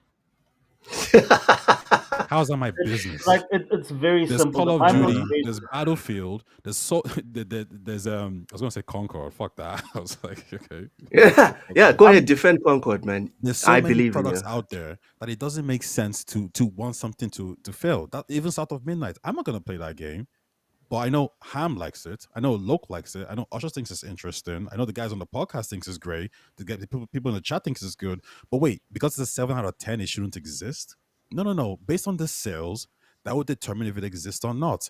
But if we make the industry Exactly. burn, It's like a everyone's saying, self-correcting. It's a the game self-correcting doesn't get problem. created in the first place. Yeah, it's a if self-correcting problem. look It if will be if the fine. market will not burn if all the stuff is self-correcting and people are interested in these games. Yeah, it Now my, won't. my my perspective is very much I'm an extremist when it comes to gaming, bro. Like Clearly. if you're not making the shit I care about, then fucking burn the fucking shit down. I don't give a fuck. Like I don't care. Oh Like my this is the God. whole All thing. That right. like I don't We care. got Like it. that's the We truth. get it, Joker. We get it, Joker. Burn Mr. Oh, it wait. Just a quick interjection down. for Ushers, please. Ushers, you weren't interested in South of Midnight before. And now that you've played it, you're kind of interested in it, or you think it's a good game. In your own framework, the game doesn't get made because initially you didn't care about it. Let it burn, correct? Burn it all All right, all down. right, all right, all right, all right. Moving on. Uh, Brother Ham, Solo '05 himself has decided to grace us with his presence. Ham, how are you and what have you been playing, brother?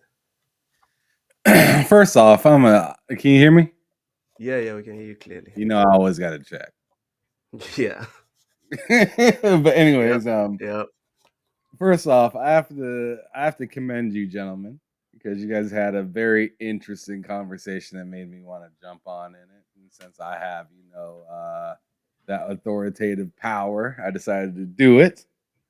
Oshus, I was listening to you and I was like, man, he's kind of spitting. Bro's like saying some really good stuff. And then, as fucking usual, you have to take it to 11. You have to take it to 11. Like, you were doing great. And then you're just like, fuck everything. Burn it all. And I'm just like, Jesus Christ. Like, he was killing it for a moment. And then he just lit it on fire and kicked it off the hill. Yeah. And I was just like, all right, fine. But anyways, as for what I've been playing lately, I just got done playing a little bit of Prototype. Been playing some Tomb Raider, beat Phantom Liberty 3 different ways, working on my 4th. I've been playing a lot of different stuff. I'm just gonna stop there and just say I've been playing. All right. So what's your take on what we've been talking about in terms of burning AAA down? Man, like, I see what Oshus is saying, and like, I don't want to see a company that's kind of wasting my time just sit around and continue to do well. But if the numbers are saying otherwise than what I'm saying, then then they would honestly be stupid to listen to me. Yeah. You know what I mean? Like, if like I say to hell with Madden almost every year. Right? But like, if I was in control of Madden and I seen the sales that I had seen, why would I change? Like, it's just, I mean, seriously, it's just like, if you feel like you're doing enough at home and you're seeing, your kids flourish, they're getting good grades, your wife is upgrading, doing well, you're taking care of moms, grandmas is all good.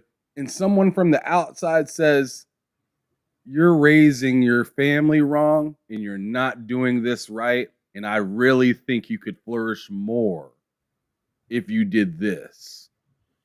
Would you trust the person that just randomly says that shit, or would you trust your tried and true methods that's been seeing an honest come up throughout your family? I think it's obvious which one you'd pick. You'd be like, fuck out of here. Get out of here, dude. Like, I don't know who you are. So, I mean, in the sense of kind of what Ty was saying earlier, like, just because you don't like something, as he said, he's not interested in South of Midnight. He's not saying it shouldn't exist, but he's saying he ain't got time for that. And I think that's fine, even though I thought it was a fantastic game, and I'd tell people to play, right? Yeah. I'm totally different on that.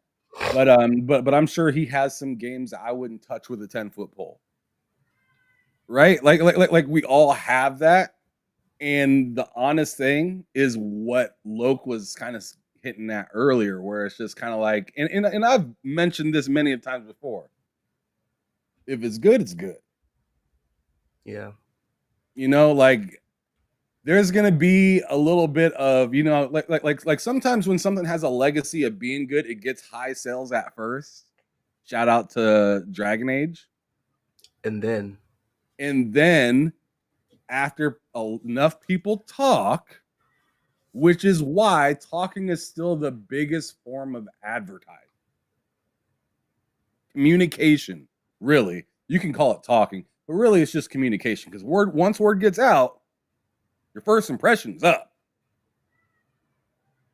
So, I mean, I kind of agree a bit with all of you, but at the same time, on my own opinion, on how I feel about all of this, it's just like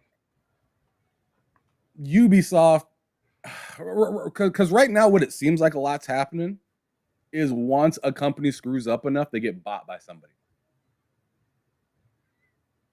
just so then they can have, you know, the rights to the IP, yada yada, right? So, you know, you've seen it with Activision, you've seen it with Bungie, you've seen it with all these different companies. You see it within, you know, Dr. Pepper used to be its own thing, you know, right? Like, you know, all these companies used to be their own fucking thing, and then they slip on or step on a rake, and then somebody and then somebody that got, you know,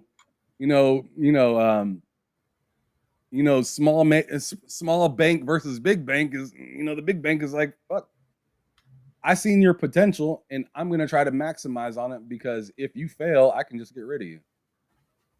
Yeah. I can just I can just swallow you up and then just make what I want out of your IP eventually. So like Ubisoft, do I want them to fail? Well, I feel like the real question is, do I want them to get purchased by somebody else? And I think to that, I would say, yeah, I wouldn't mind some of these companies failing in that sense. Absolutely.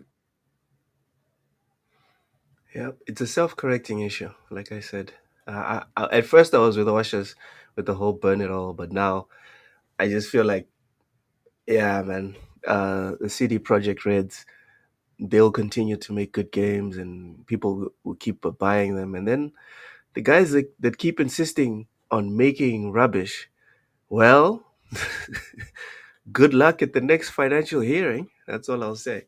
Well, let me just all ask of you these something real quick. ideas and IPs and stuff that come out are essentially a long drawn out episode of Shark Tank. Exactly. And you have to prove that your product is worth it. And I know that we're kind of inching up towards this subject of Marathon, but I'll just go on ahead and throw my stamp on it right now. I don't like it. Seawolf agrees with you. Ty, you were saying something before we get Let me into talk the about whole the man. video game market crash. I don't like. I think it just maybe people just speaking hyperbole, but like that was a 97% drop in revenue. Like 97% is not 100%. The industry is dead, right? Yeah, it was dead. You ain't getting Cyberpunk. You ain't getting Elden Ring. Like, in fact, the probably games that survive is FIFA and Fortnite, to be fair. Because there's no money. There's no money in the industry. Why would you invest 300 million in Cyberpunk? And when it fails, like it did, how dare you invest another 150 million in the expansion pass? It's ridiculous. You just don't get this then. So my point really is this. When you say the market should fail or drop, what you're saying is all the money should leave. And then all you're gonna have is basically just indies. And unless you're saying Capcom sucks 100%, Sega sucks 100%, even Nintendo, and freaking maybe all these other Sony, all these developers, like who's gonna invest in a 300, 200 million God of War game? No one wants to invest in 100 million God of War game. That's crazy. The market's failed. It's dropped. The console industry is dead. The next God of War game you're gonna play is gonna cost 20 million. And if you're happy with going with that downgrade, then that's fine. Then you can have the market drop. But I just don't know why you wanted to drop then. Why do you want to play like when a new Call of Duty comes out? Why do you want it to look like Call of Very Duty easy 2? answer. This is so easy. Like I've got the easiest answer here. Like and then And then we need to get into Marathon, boys. yeah, like this is my Yeah, I kind final- of got a little bit of an answer on this one too, but go ahead, Oshus. Oh my like, goodness. my answer is very simple. Like Ty, is that like the reason I would want this is because of the fact that like every game that I would ever want made has been made already. Like I have all the great, like there's nothing that they're putting out now that I have not played in terms of experience. Like I have all the games that I want to play or ever wanted to play, and they've proven that they cannot make new things that I can like play for the first time and be like, whoa, you guys actually stretched. You did something that was completely creative and amazing. So my backlog of a library right now is sitting over 400 games. I can go as far as saying over 700 games if I count all the platforms. So like there's nothing that's being put out there that I need to own. I'm talking about myself. I'm not talking about everybody else. I'm good. Like there's no games. There's like since I'll go back as far as like since about 2015, there's been no games that I've looked at and I say, you know what? This is a completely new, unique experiences. And the reason I say burn it all down is that maybe if you build this thing from scratch with indies and people that are just working out of passion, maybe we will go back to that place where people are actually searching for actually groundbreaking experiences instead of regurgitating the same thing, trying to chase a Fortnite, a Call of Duty, a Grand Theft Auto so that they can get the next big thing. And maybe people will start making games from creativity, not from, well, we think this can make a profit because the 10 other games or the other 3 games that were made in this vein made a profit. Like, I don't need any new games. Like, I don't know about you guys, but there is no game that I look at and say, well, you know what? You guys are making a game that is completely unique, that is, I've never experienced this before. Every single type of game that I've ever wanted to play has been made, and it's either I own it in my back library and I just need to go back and play it. I don't like the industry as much as it doesn't need me. I don't need it. There's nothing compared to what I need Damn. right now. Yo, okay, Ham. Go ahead. my only kind of pushback on what Ty was kind of saying, like, well, I mean, and it's kind of a little bit of what Asha said a little bit just now, where it's just like a lot of ideas and things are so regurgitated right now that it's just, I don't know, like that was one of my main issues with South of Midnight and why I didn't give it a higher score. And it like yeah, sure, it was like the fighting, right? But it was also like, oh, I'm running on walls again. You know what other game I do that in? Split Fiction. Prince That of came out Persia. within the same month. I'm doing the exact same thing in 2 different games. And keep in mind, I like both of the games, but I feel like that's kind of what Ashes is talking about, where it's just like, all right, like it's not that and this is where me and Ashes differ. It's not that I hate gaming and I want it to die or anything. I'm not in a hurry for that to happen. But I am in a hurry for certain things that are kind of being overexploited to just kind of fall to the side. Like, I can't wait. I really want to get to this next topic, though. Yeah. All right. Let's do that. Last word on this. Seawolf says we don't want a crash, but we do know that there's a problem. I think that's the most politically correct and best tone actually for us That's to a leave this fact. topic on. We have definitely identified a problem, and we are hoping these companies will self-correct. Excuse me. Richie says no more grappling hook. All right. Whew. Sly Crow likes Marathon, says games like Marathon are needed, everyone in their own lane with single player. So, did you guys see this trailer? Have you guys seen the gameplay? Ty, Oshus, Ham, have you guys seen everything? I'm sorry. Can you seen what? This? The trailer that's on the screen, the extended gameplay that's on their unfortunately, YouTube page. You guys saw everything, right? So I let's see check it. it I out. don't know. I can't speak for them. All right, Oshus, Ty, you guys seen everything, right? Yeah, I've seen it. Yeah, I watched the Watch it. David Jaffe watch along. So yeah, I did watch it. Oh, stop it!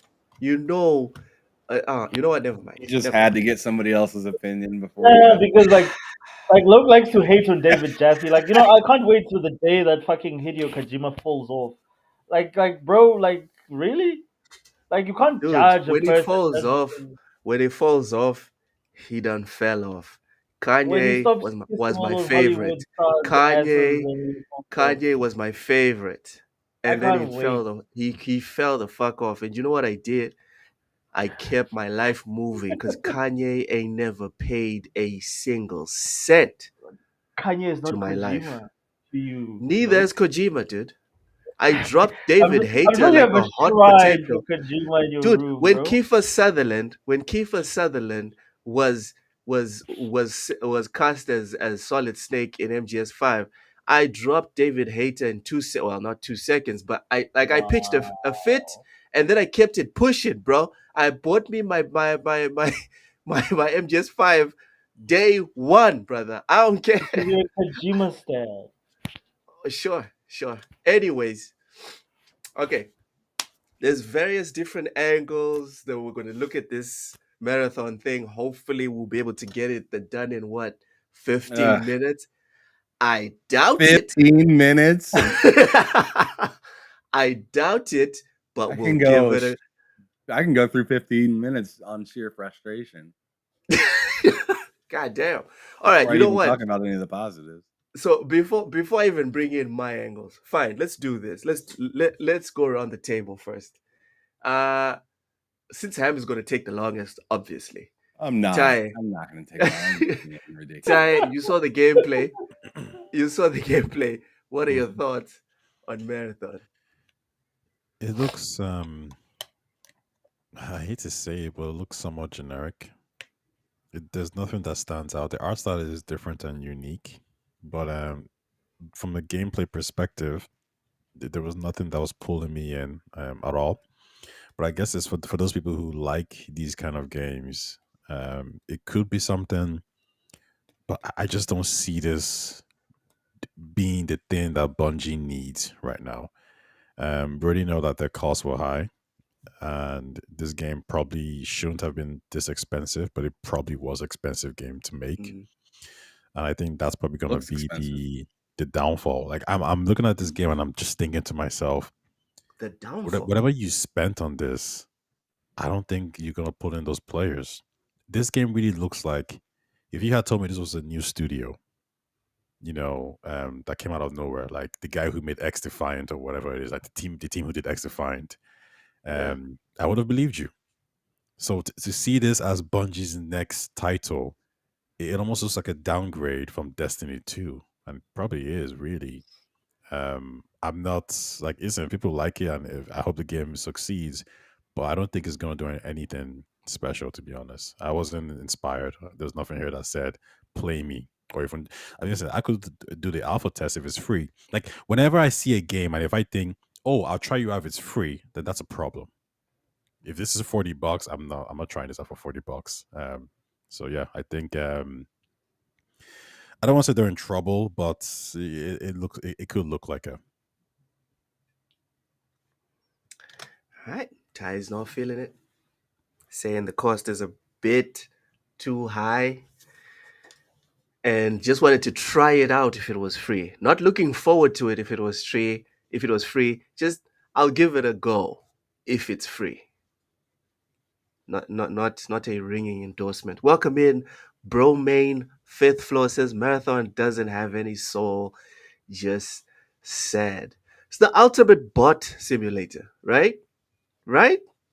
Oshers, thoughts on Marathon from what you've seen so far? As I mentioned, like, and guys, I recommend you do this. Like, watch these things with David Jaffe. He's got so much insight as a I'm gonna person tell that you made no. games. I'm gonna say no. Um, I also say no. I also but say like, no to that. Ty, if you'd like to fine, plug other fair enough. channels, you can plug yours. This is my thing, right? In terms of like when I was watching it, and his first analysis is like, these showcases are horrible. Like, I don't understand where they get this format for a showcase.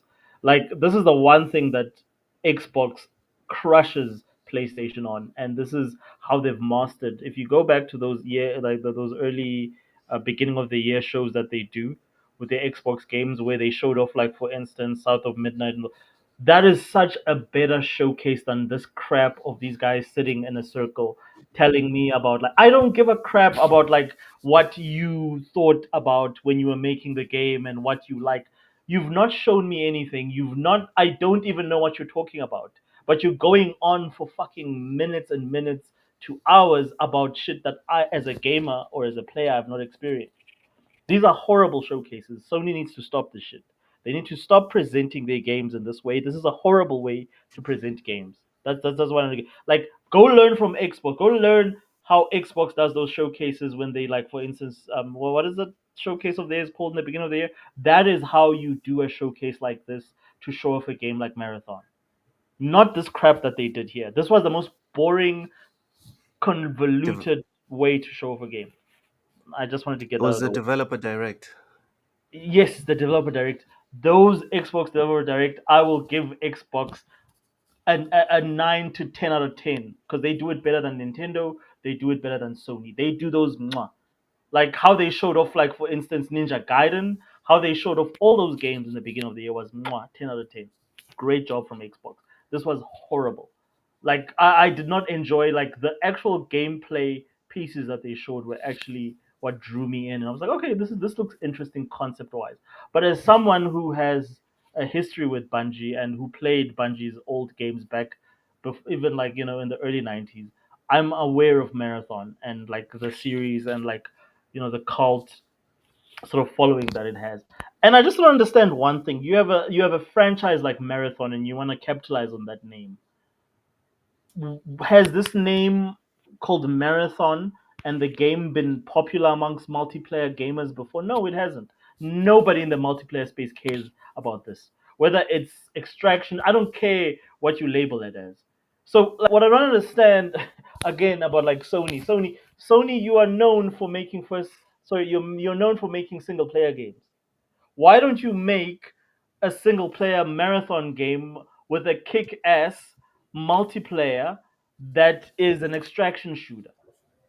Like to me, it's a win-win. You have a great franchise that everybody misses from the '90s, and all those people sort of like they'll give you free marketing because they want to tell everybody how awesome Marathon was back in the early '90s, and you can also make an extraction shooter.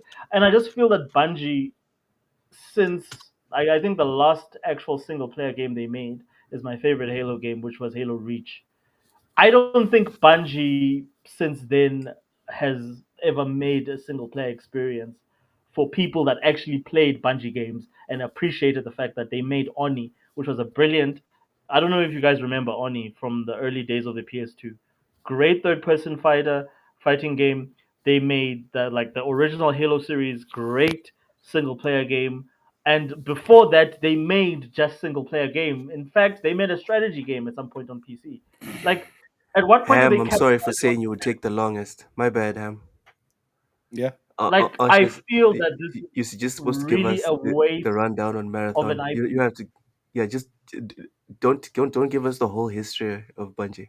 No, okay, cool. Like I'm done. Like I'm pretty much done. All I'm saying is All that right, this was a waste of an IP. Why waste an IP as valuable as Marathon because on motherfuckers gonna buy it.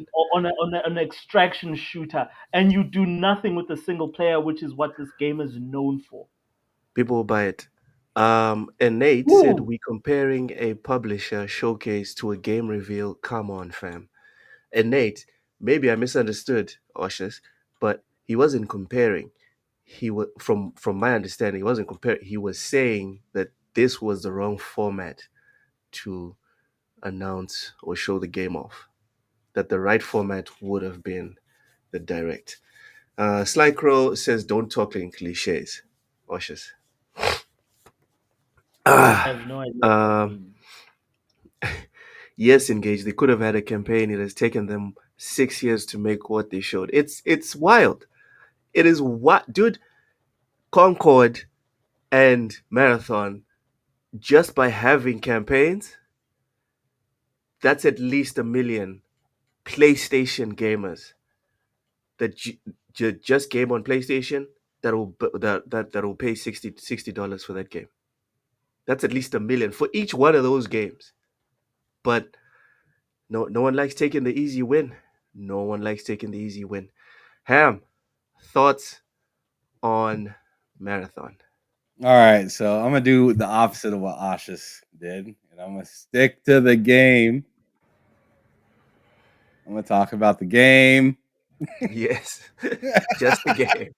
Don't tell Just us the about game. Halo and all this other stuff. I love Yashis, but I love poking that motherfucker. But Oh, Oh my god. Sorry, Ham. Sorry. Pause everything. I'm of sorry. course, I have to nerd out for 2 seconds. 2 seconds. Thank you, legendary Yobi, for tagging me on this. Xbox at X-Men update. This is a known channel in the Twitter spaces. that shares X-Men news and whatever, says John Boyega says he is open to the idea of playing Bishop in the Marvel Cinematic Universe. Anyone that knows me knows that Bishop is my favorite X-Men. And I feel like John Boyega has always been done very dirty, especially with Star Wars. I thought he was going to become a Jedi, and they screwed him. It would be so beautiful if this guy was to figure out a way to get jacked and play Bishop. I don't care how bad that movie is, I'm going to watch it. So yeah, I just want to throw that out there. Sorry, Ham. Go ahead. All right.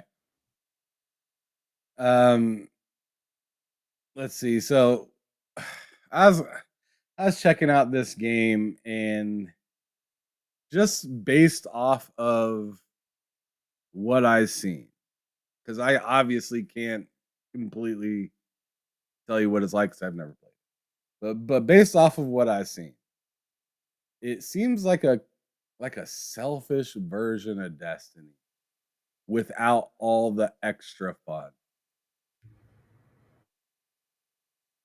And I don't really understand what the loot exactly means or does. Like I'm failing to find the satisfactory loop of this game. What happened to the game? Oh, Loke went offline. That's great. But yeah, I'm having trouble finding the satisfactory loop within this game and what makes it something that I'd want to continue to come back to.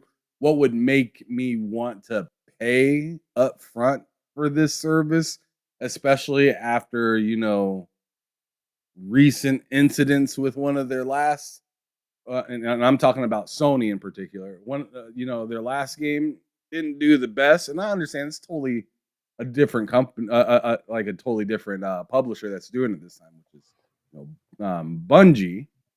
But I don't know, man. Like just something about this game does not scream exciting. I seen what I think it was what was it, Bark U, or who was it that said it? Trying to find it real quick right now. I don't know who said it. Damn it. I can't even find it in the damn chat. But they said like the game like was missing a soul. Or so. I think that was Bromane. Yeah, I think it was Bromane, yeah.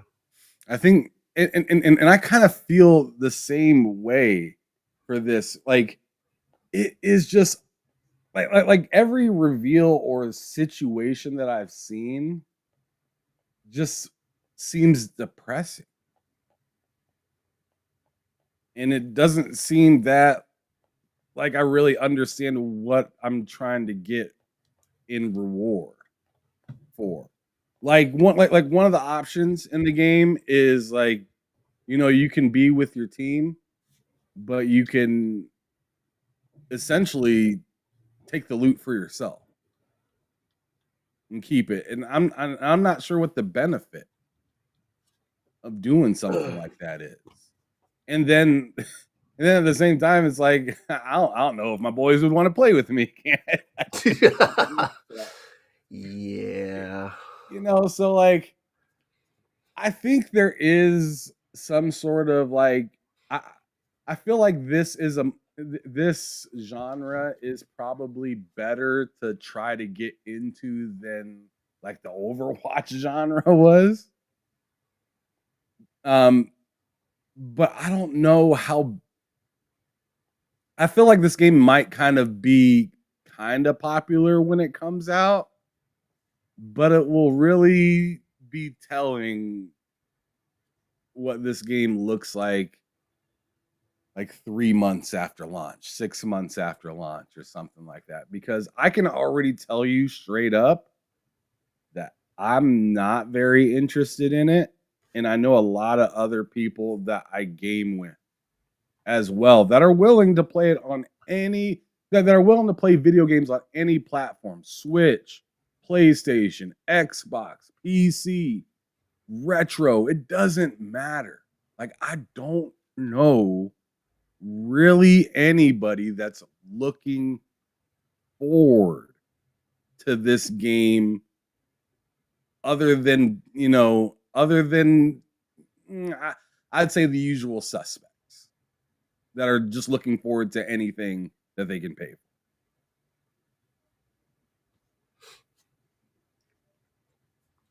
So that's 0-3. Is anybody here looking forward to? Is anybody in the chat looking forward to this game? I mean, I know for a fact that we have both Xbox, PlayStation, PC gamers for sure in the chat right now.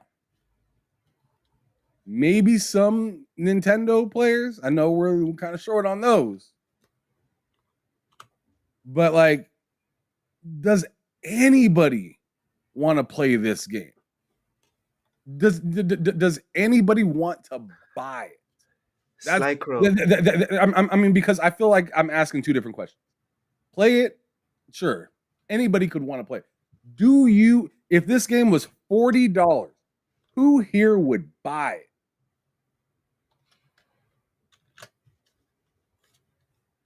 I'm not buying it. Taye? Ashes? Ashes, you don't need to answer that. No, I'm not buying this. Do you know what? I really want to know what the extraction shooters fan base thinks of this, because I will say that there's an opportunity here.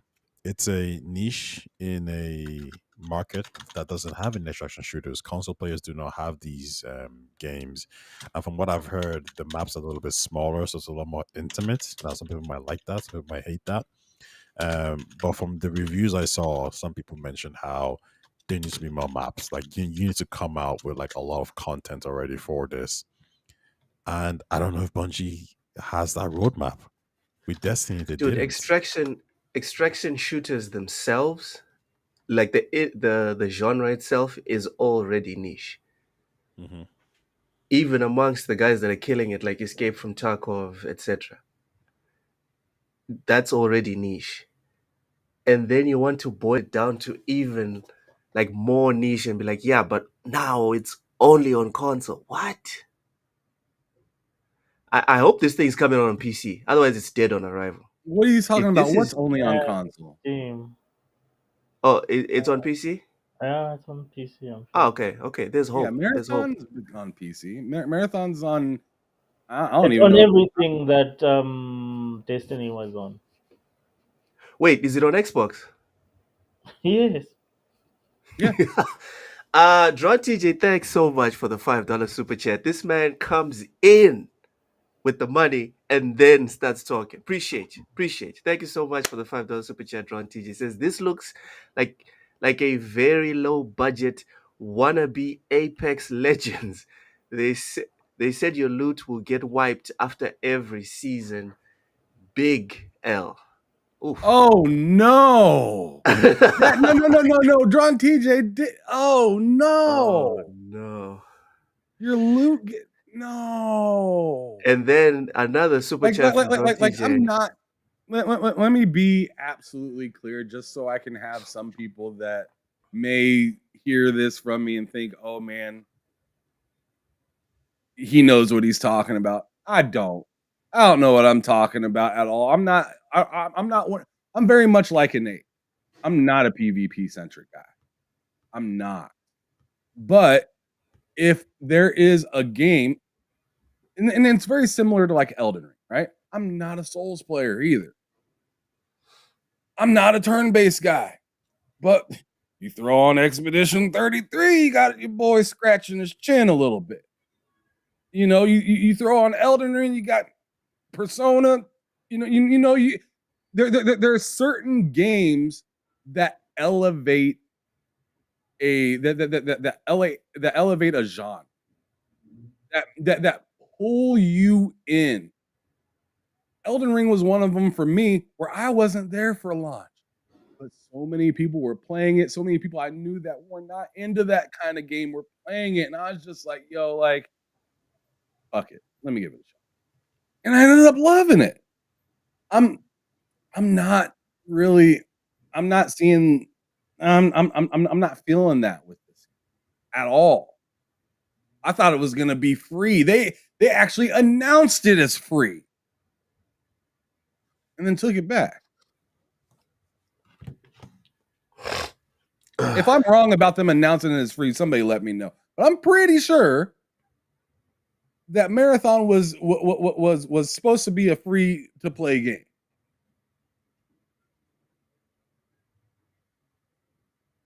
That's weird.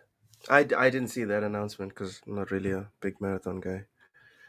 I'm Don't gonna think look it up anyone right is a now. big marathon guy that this has been marketed to.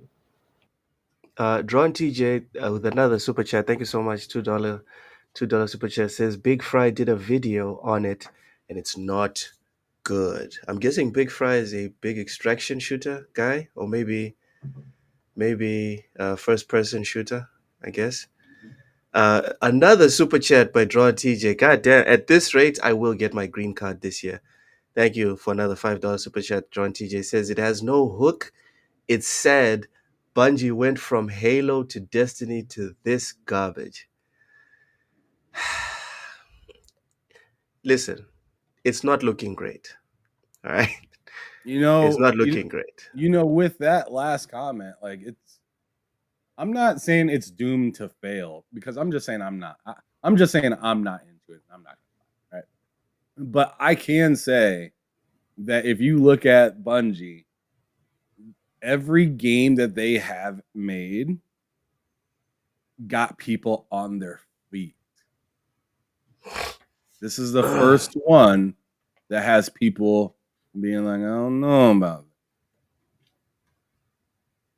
It's the first one. Destiny, when Destiny came out on late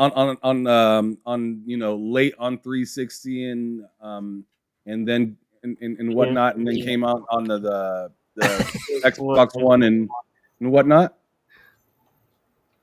Abdul, People welcome were in. stoked for that game. Halo, every single one, stoked for that game. This is the first one in modern day Bungie that people are just kind of uncertain about. And that is kind of scary. Kind of iffy. Kind of shaky. Abdul 114 says adult Roblox shooter brought me here. Yeah, I sent out that comment on Twitter. Guys, please everyone make sure to like, and if you're not subscribed, smash the subscription button. We do this every single day of the week. I'll be playing right. Mass Effect tomorrow. Let's go. Which one specifically? Mass Effect 2. How far are you? I just got Jack. Okay, so not very no, I'm not very far. I just got Jack and why am I forgetting his name? Garrus. Jacob? Okay. Okay, cool. Make sure the last two pickups. Finish all the loyalty. I might be strafing away from what I thought I was going to do. Ham, finish all the loyalty missions. I'm just saying. I'm not sure if Samara is mine anymore. It's fine, even if you take the other one. It's fine. Just it could be either Jack or this sounds lame, but it is what it is. I don't know, my secretary. Get it. Yeah, whatever you want. Abdul, just do all the loyalty missions. Abdul, we did speak about this about Jack. We did speak about this like weeks ago. We do all agree with you. If Jack were to be announced today, they'd be calling her all types of names. But luckily, she's from the before times.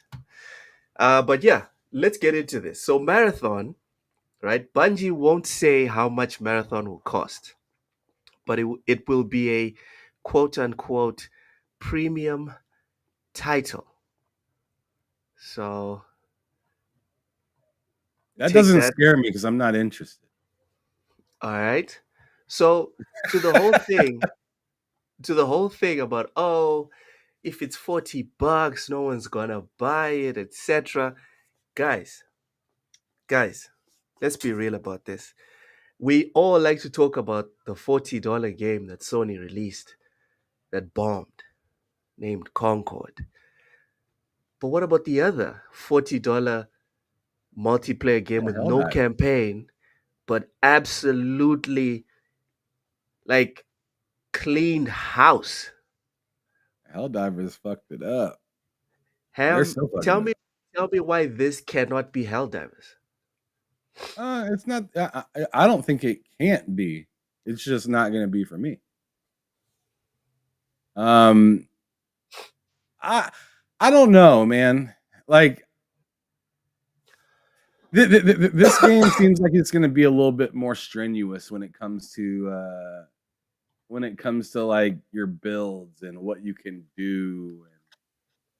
I feel like there's a more penalty in this game than there is to Helldivers, where Helldivers is more relaxing and more of a and obviously clearly a PvP game, right? Where you enjoy it with your friends or you meet randoms that all have like the same idea in mind. Where this game, you can get screwed over by your homies or your randos, or you can just be teamed up with people that aren't that good, or you can be on maps where it's like you're just getting squashed by the other team. But I mean, it totally could be. I mean, there's another popular game out there that's not exactly like this, but it's pretty similar. There's actually a few of them.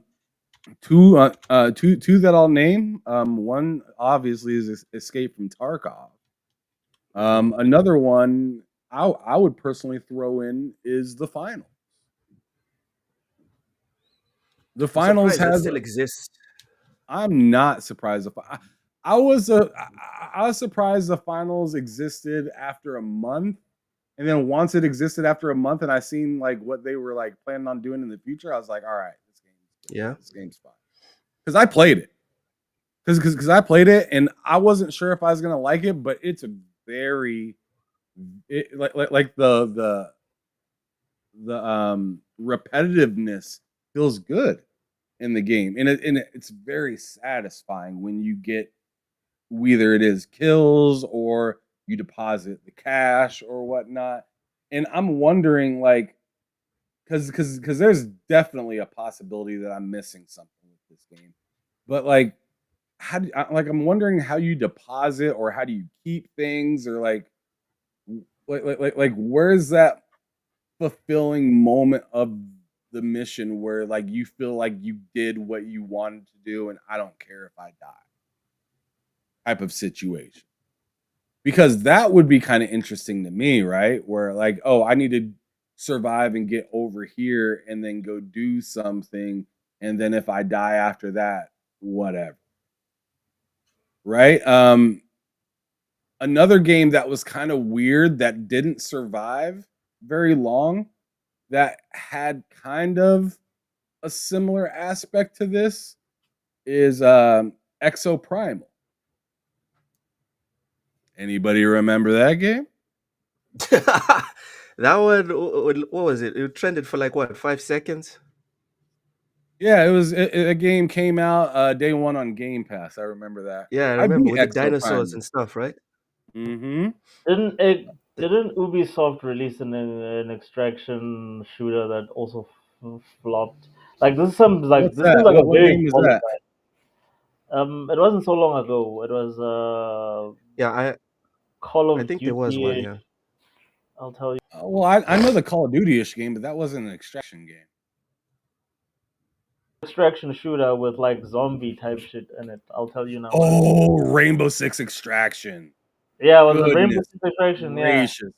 That Yeah. game was, I can't believe you remember. I forgot about that. Wow. I just like, don't think this is a solid round. This seems like a very niche genre to me. Like I don't know why they chose this game looks way better than that game. Rainbow Six Extraction was rough. Like I played that. I played Rainbow Six Extraction, and it was Why watch TSWS? extremely disappointing. This game, at least the gunfighting looks pretty good. I have no issues with this game's look, like the way the mechanics and everything look in this game. The mechanics and everything look like a Bungie level title. I'm just having a problem personally with the main reason I play video. I don't know where the fun happens. Because like a lot of this stuff that they're doing, I can do this in other games. Like, oh, let me hurry up and kill the soup that's all over the floor that somebody just got. Well, I could have done that for years in other games. I just want to know like what's gonna make me want to turn this game on and know that I got something done. And I don't think that's going to happen. And seeing that there's a price tag on that where I have to kind of gamble, I'm not that interested. Especially seeing that this is coming out the exact same day as Borderlands 4. Yeah, you can forget about it. That was actually where I was going next. So if you have to pick one, which one are you buying? Got my answer. Marathon or Borderlands 4? It's an easy Borderlands 4. Borderlands 4 is a story. It's cooperative. It has ups and downs. This game, I've only seen its downs. I have not seen its up at all.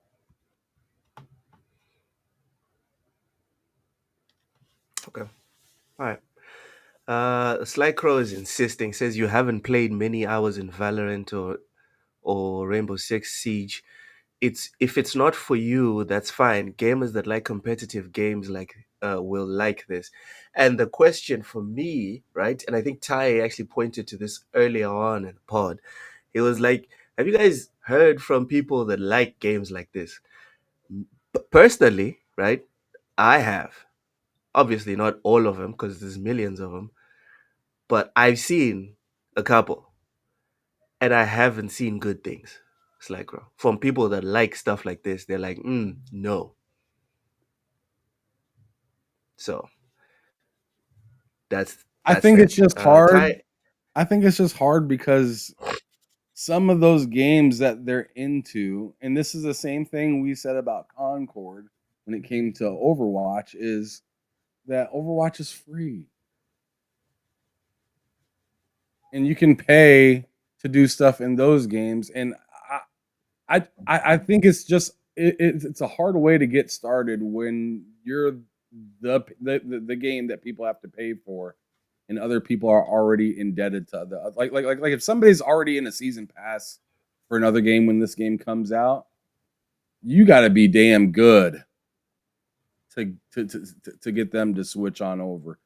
But yeah, I mean, I definitely see what Sly Crow's point is, and you know, I'm not a big person in these kind of games, and I don't know how it's gonna happen. I already said I'm not buying, but I just don't know who. Like I guess I guess you're the example, Crow. You're the example of this entire show of who wants to play it. You're the person.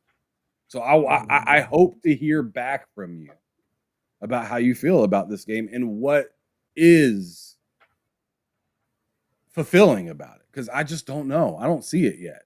I don't see it enough to the point where it stands out on its own.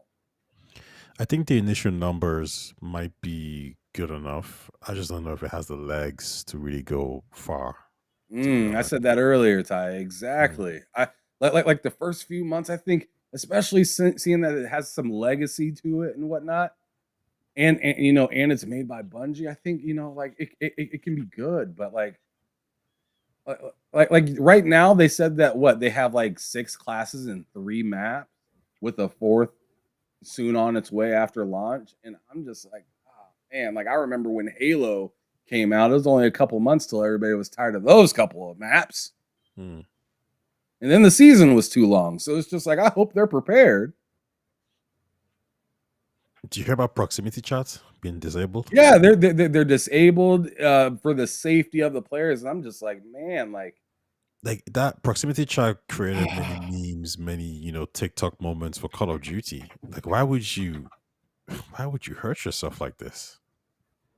I just think it makes sense in a game like this, to where it's just like whether some people are saying some fuck shit or not, right? Like, I want to know where somebody is if they're close by. If they just can't stop John, I want to know where they're at and go take them out. It stinks to know that in a game that's as survival and tight like this, all you're looking out for is footsteps. Like, one of my guys, he was playing I don't know if it was Tarkov, but he was playing one of these games, and you can talk to people, and because it's a very tense game, right? Hey, do we want to shoot each other, or do you want to go do your own thing? I go do my own thing. Like, Right. that's the kind of like conversation you want, and you want that to go viral, where like, okay, let's work together for a little bit, then I backstab this person. If you don't got proximity chat, how can you do it? Maybe there's a wave button. You can wave at your bro. Man, like these people 20 years ago with kind of information, man. What's going on? I don't think this game is gonna do legs wise. I don't think it's gonna do much. And I think Maybe I get don't the know same if number maybe a Nextel Sony number. taking players away from sorry, not players, taking developers away has maybe indirectly hurt this game as well. That's a possibility. But I do think if this game bombs in some way, shape, or form, Bungie's kind of done. Like, I think that's it. Well, they're gonna just get taken over by Sony completely. Yeah. Honestly, I don't think that's a bad idea. I agree. Like they're doing anything better now. Yeah. Yeah, I mean, I'm sorry to anybody that's excited for this, but I'm not, and I've loved their recent past stuff with Bungie. I haven't put the most time into the last like into Destiny 2, even though I did beat like Witch Queen and some of the other like DLCs and whatnot, and obviously the game, but I've always been excited for a Bungie game, and it's kind of a sad moment to not for the first time, because I want to be, and I want like it's kind of the same way I feel about the Switch, I guess, a little bit, where it's like, man, I want to be excited for you, but I just can't find a good reason to pay for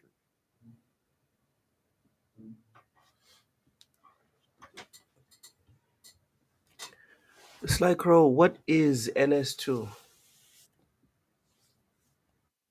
I don't know what that is. So Ty, definitely Borderlands over Marathon on the 23rd of September. For sure. All right. Ushers, Borderlands 4. Switch. What? NS. Oh, okay. Switch. Okay. Wait, Ushers. sorry, just a quick one. That's another thing that I think is a miss here. This is coming on the Switch too. It really should.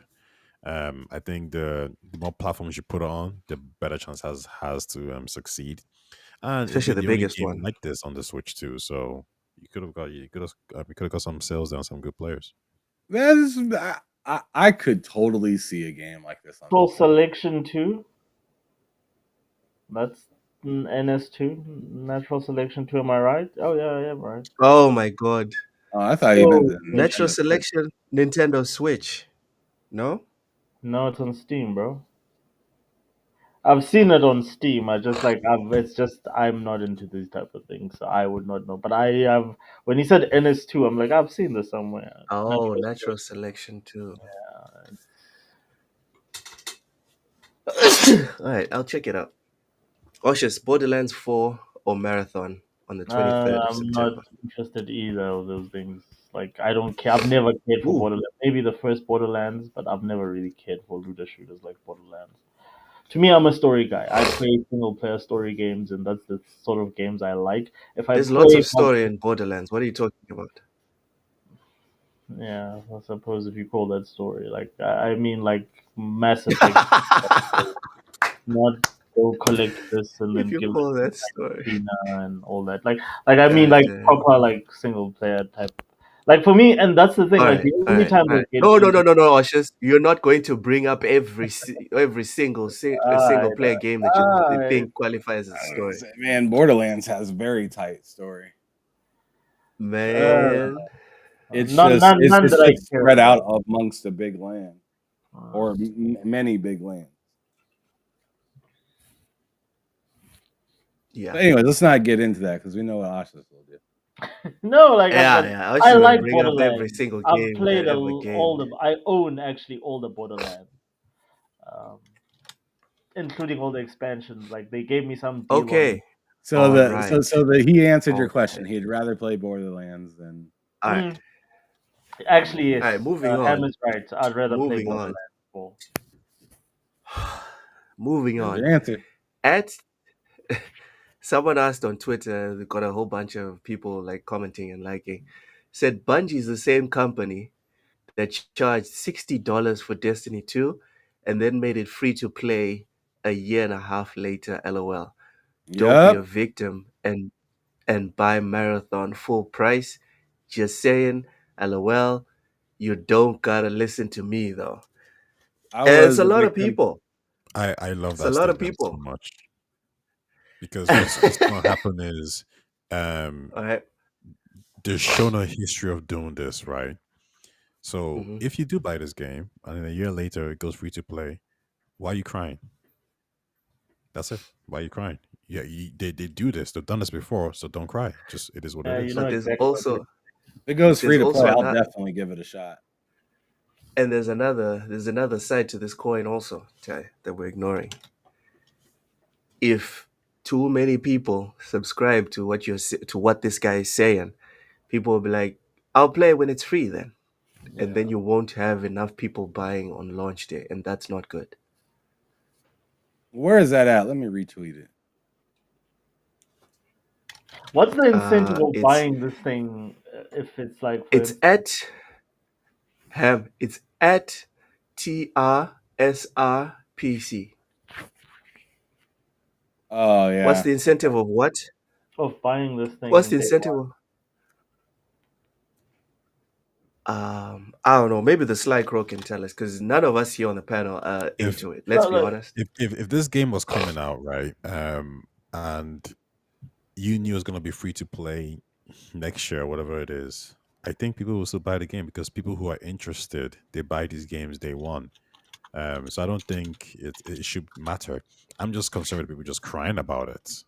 Like, but don't like cry about my it. point is like, is that a big enough market? How many people play these? Like, if you look at all the extraction shooters that have been released on console, what does that look like in terms of sales? I don't think there's any extraction shooters on console yet. Huh? I don't think there's any extraction shooters on I console. mean, the Ubisoft one was on console. Rainbow No, Six. that was in Rainbow Six Yeah. Siege. No, it was Rainbow Six No, Extraction. That was on console. Failed. It flopped. It flopped after like 6 months. Like Ubisoft pulled it back.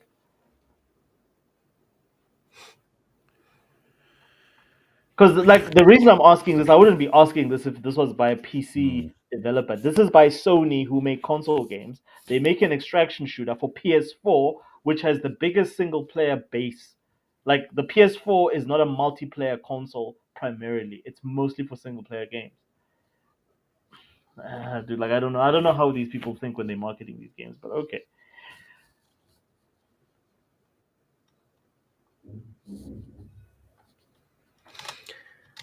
All right. You know, there was a really good point Uh, that was made by a person that I follow on Twitter, Jay Barry. I know a lot of Xbox folks don't like it. But I'm cool with him. I met him in person. Like he's not that bad. He's not a bad person at all. That bad. when He's you not say bad. that bad, it's like I know, he's right? bad. He's but- not bad. What? He's just a fanboy, and he knows it. He's proud of it, so that's fine. It is what it is. It's cool. But he said, in my opinion, every PlayStation Live service game should have a campaign. Could be single player or co-op. Agreed. And I I co-sign that. dude.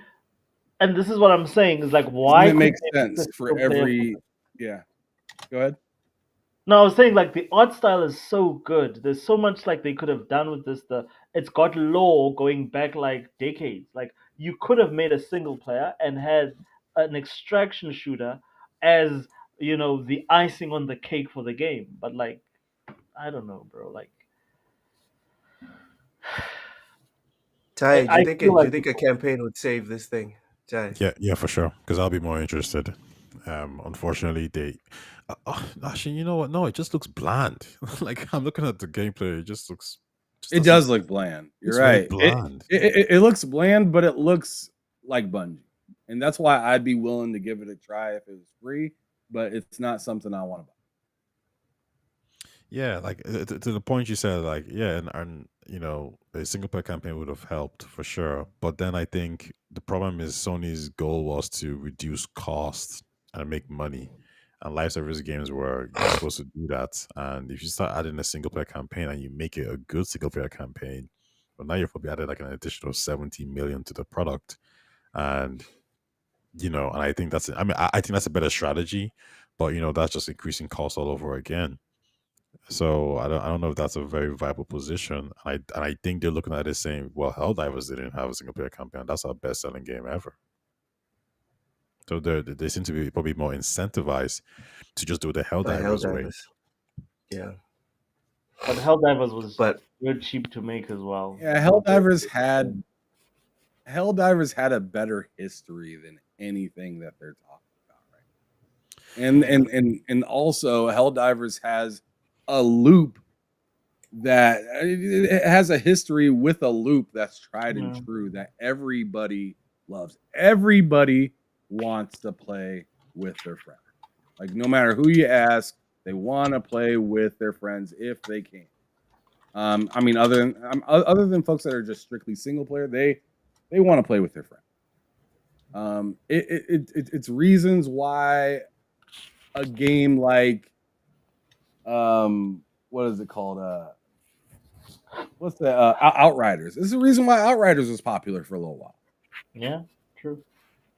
Like as much crap as that game took, as bad as it launched, people still gave it a chance because that's what people are looking forward to. A campaign that they can play side by side. I enjoy it. I really like that. Like how you could have a campaign that you could like. For me, I'm still waiting for the multiplayer game that's gonna get a single player gamer like me enthralled because of the fact that like it has what they've always promised and they've always failed to deliver on, a good campaign in a multiplayer game. Like it's so hard to do for some reason. But like the moment you make a game like that with a revolving game loop that keeps a single player gamer like me engaged, bro, you've got me for life. Like I'll buy whatever you sell. But no one can make that for some reason. I ain't even gonna front. That's why I'm excited for Borderlands. So Fago said something interesting. He says, yeah, he disagrees with me because if you look at the top 10 PlayStation games, it's mostly casual and live service games. And he's right. He's right. Same with Xbox. Go to any platform, it's mostly those games. Like, but I don't think that's indicative of what hardcore gamers are playing. I just think that like that's what everyone else that is on that console. If Ham buys a console, and the wife, the kid, everyone plays the console, chances are they're gonna play Fortnite more than they're gonna play his single player games. That's what I think it is. That's why it comes down to the fact that like you always get like your PS4, Xbox One playing Fortnite and Call of Duty and the most common games. But in terms of sales, in terms of like attach rate, games like Halo, all these single player games are the ones that actually carry the console through attach rate. yeah, and also to my little rambling earlier on when I was saying that a campaign would give at least 1 million sales. Those people are going to buy and play through the entirety of the campaign. From that million, right? Let's say worst case scenario, 10% stick around for the multiplayer. Potentially, that's 100K. And these days, a lot of people are satisfied. A lot of companies are satisfied with like 20,000 players. regularly playing their games. So And it won't be Madden, sure, but that's what we're discussing at the beginning of the show. The problem is that the industry wants to make all the money in the world. They're not they're not comfortable just making a profit and having a good time. I could give up an arm right now for the opportunity to have a game that I have enough to pay my bills, and I'm just having fun and people are coming through and just be like, yo, your game is awesome. But we're stuck in this loop where it's like it's not enough to make a profit. You need to make all the money in the world. You need to make God and Satan jealous at the same time with how much money you make. And then next year, you better make more. I don't think that's entirely true. Like, there's some truth there, but like You don't think this thing would sell 1 million if they made a campaign with like 15 hours and some awesome set pieces? You don't think 1 million people would buy? it could, but then what's the margins then, right? Because then if you're making only like 2% profit, like I remember when Square Enix shut down Edios and Crystal, or when they sold them off, everyone was saying, why did Microsoft buy them? Why did Microsoft buy them? Just check the damn annual reports. These guys are making 2% margins, 2 to 4% margins. That's garbage. You put your money in the stock market, you get better returns. How's an invest? If Square Enix closed down Edios and Crystal and put them up money in the stock market, they make 10 to 12% returns.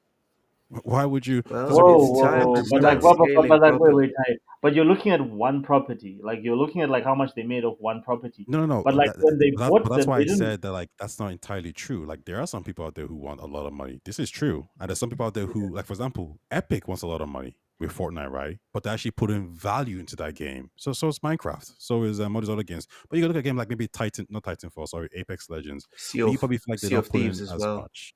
Sea of Thieves as well, like Forza as well. Like, all these games have live service, but no one's going to say Forza's a bad game. Like, obviously Microsoft wants to Because make it's money, good. but they're putting in value. So that's what I'm saying. It's not entirely true that, like, they're trying to necessarily maybe scheme or they want money. I think when No you No, go, one's saying that they're no, scheming. No one is Mhm. saying that they're scheming, dude. but No they one's are. saying that they're scheming. The point is, All when I all I'm think, saying, all Mhm. I'm saying is they're leaving money on the Yeah. table by not making a campaign. That's uh, all I'm saying. oh, for these guys, the, that could be true, but then with Bungie's history and the fact that Microsoft even said, they're a high risk developer just because they make so much, they spend so much to make something. I could see Sony saying, yeah, we give you 100 million to make a campaign, and then the margins are even smaller. The game might be better, but if the margins are smaller, like, I mean, at that point, who cares? Like, it's not a sound business decision, because what Sony's going to do instead is we're going to take that 100 million and then we put it into, one of our other studios who's actually going to make a proper single player campaign. But I do agree with you. I think if this game had a single player campaign, I'll be more interested. I just don't like. I just can't trust Bungie though. Like, Destiny 1's campaign was garbage. So This 2 campaign, not garbage. so my thing is this, right? Damn. Let's go back to this. Like I want to just Tough make one crowd. last. Tough crowd today. I just want to make one last point, Luke, in terms of the single player versus multiplayer thing. The biggest game in the world right now, the biggest game in the universe of all time, whatever you want to say, is GTA. GTA released without an online. The online, I think, released 3 months later, and it didn't work.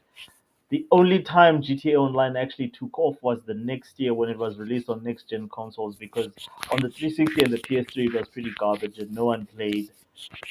Very few people will tell you I have fond memories of playing GTA Online on 360 and PS3. It only took off on PS4 and Xbox One when those consoles finally came out, which were almost completely different versions of the game. But my bottom line is this: is that like when and again this is going to happen with GTA 6. They're going to release GTA 6 and it's going to be literally for the first 6 months to a year it's going to be a single player game, and that's what's going to be the focus, and it's going to sell tens of millions to 20, like a lot of fucking copies. All I'm saying is that if you understand that you're putting a product or a game out there, and your primary audience is a single player audience, you know what to target. You know that you've got a point A to point Z story, just like GTA. Like most people that played GTA 5 and loved GTA 5 for what it is, the reviews, everything, it was the single player. And then because the single player was so impressive and everybody fucking loved the single player, it was easy to sell them on the multiplayer, which lasted for decades after the single player was released. So my thing is that like putting a little effort into a single like, and again, I don't understand how Sony cannot do this because they're a single player studio primarily. Create a single like I would if you asked me to make Marathon, I would have made a single player game and then thought of an extraction shooter attached to that single player game to say, you know what? Now that the game and the IP is successful, now let's sell these people a single player. I would have done that with most of Sony's IPs to say, same with Last of Us. Everybody wanted factions. Nobody wanted Concord. Instead of doing Concord, you've got like everybody wanting to buy all the Last of Us games. Now you make factions and then you make sure that you give people a reason to come back to the franchise. I mean, nobody's bigger than Rockstar. Nobody makes bigger games than Rockstar. So why don't you follow the guys that make the biggest game in the world and say, you know what? Start with single player because these are the people that you know once you've got them in the pocket, you've got them for good. I think they don't have the skill. If you think But about it's Sony, Bungie. They made Halo. How do they not have the skill? but they made Destiny as well, and they made Destiny 2. Hmm. Single player sucks on those games, right? I wouldn't trust them. There with is no hundreds of real single millions. player on those games. It's like a pretend. Yeah, It's a but my point is, I wouldn't trust Bungie with a single player game. Like if No, not if your best heyday was Halo 1 and Halo 2 and 3, which was like what 15 years ago, dude, there's no way I'm trusting you with a single player game. bro, my man. Like again, you say Halo 1 up until 3, but I mean like their last game they made was Halo Reach. In my opinion, that's my favorite Bungie game of all time is Halo Reach. Yeah, but even like the next question would be like, because we know some people left Halo, the Halo team when they left for Activision Blizzard. Yeah, no, And yeah, a long time, yes, yeah, of course. so like are the same people still there? It's just the logo now. It's just a It's logo. just the logo. But even But like people I aren't can say saying the that. kind same of thing close off about the point like is like when Sony makes single player games with multiplayer elements, Killzone, Resistance, like they did try this, it didn't work. Xbox tried it with but Halo, it yeah. worked.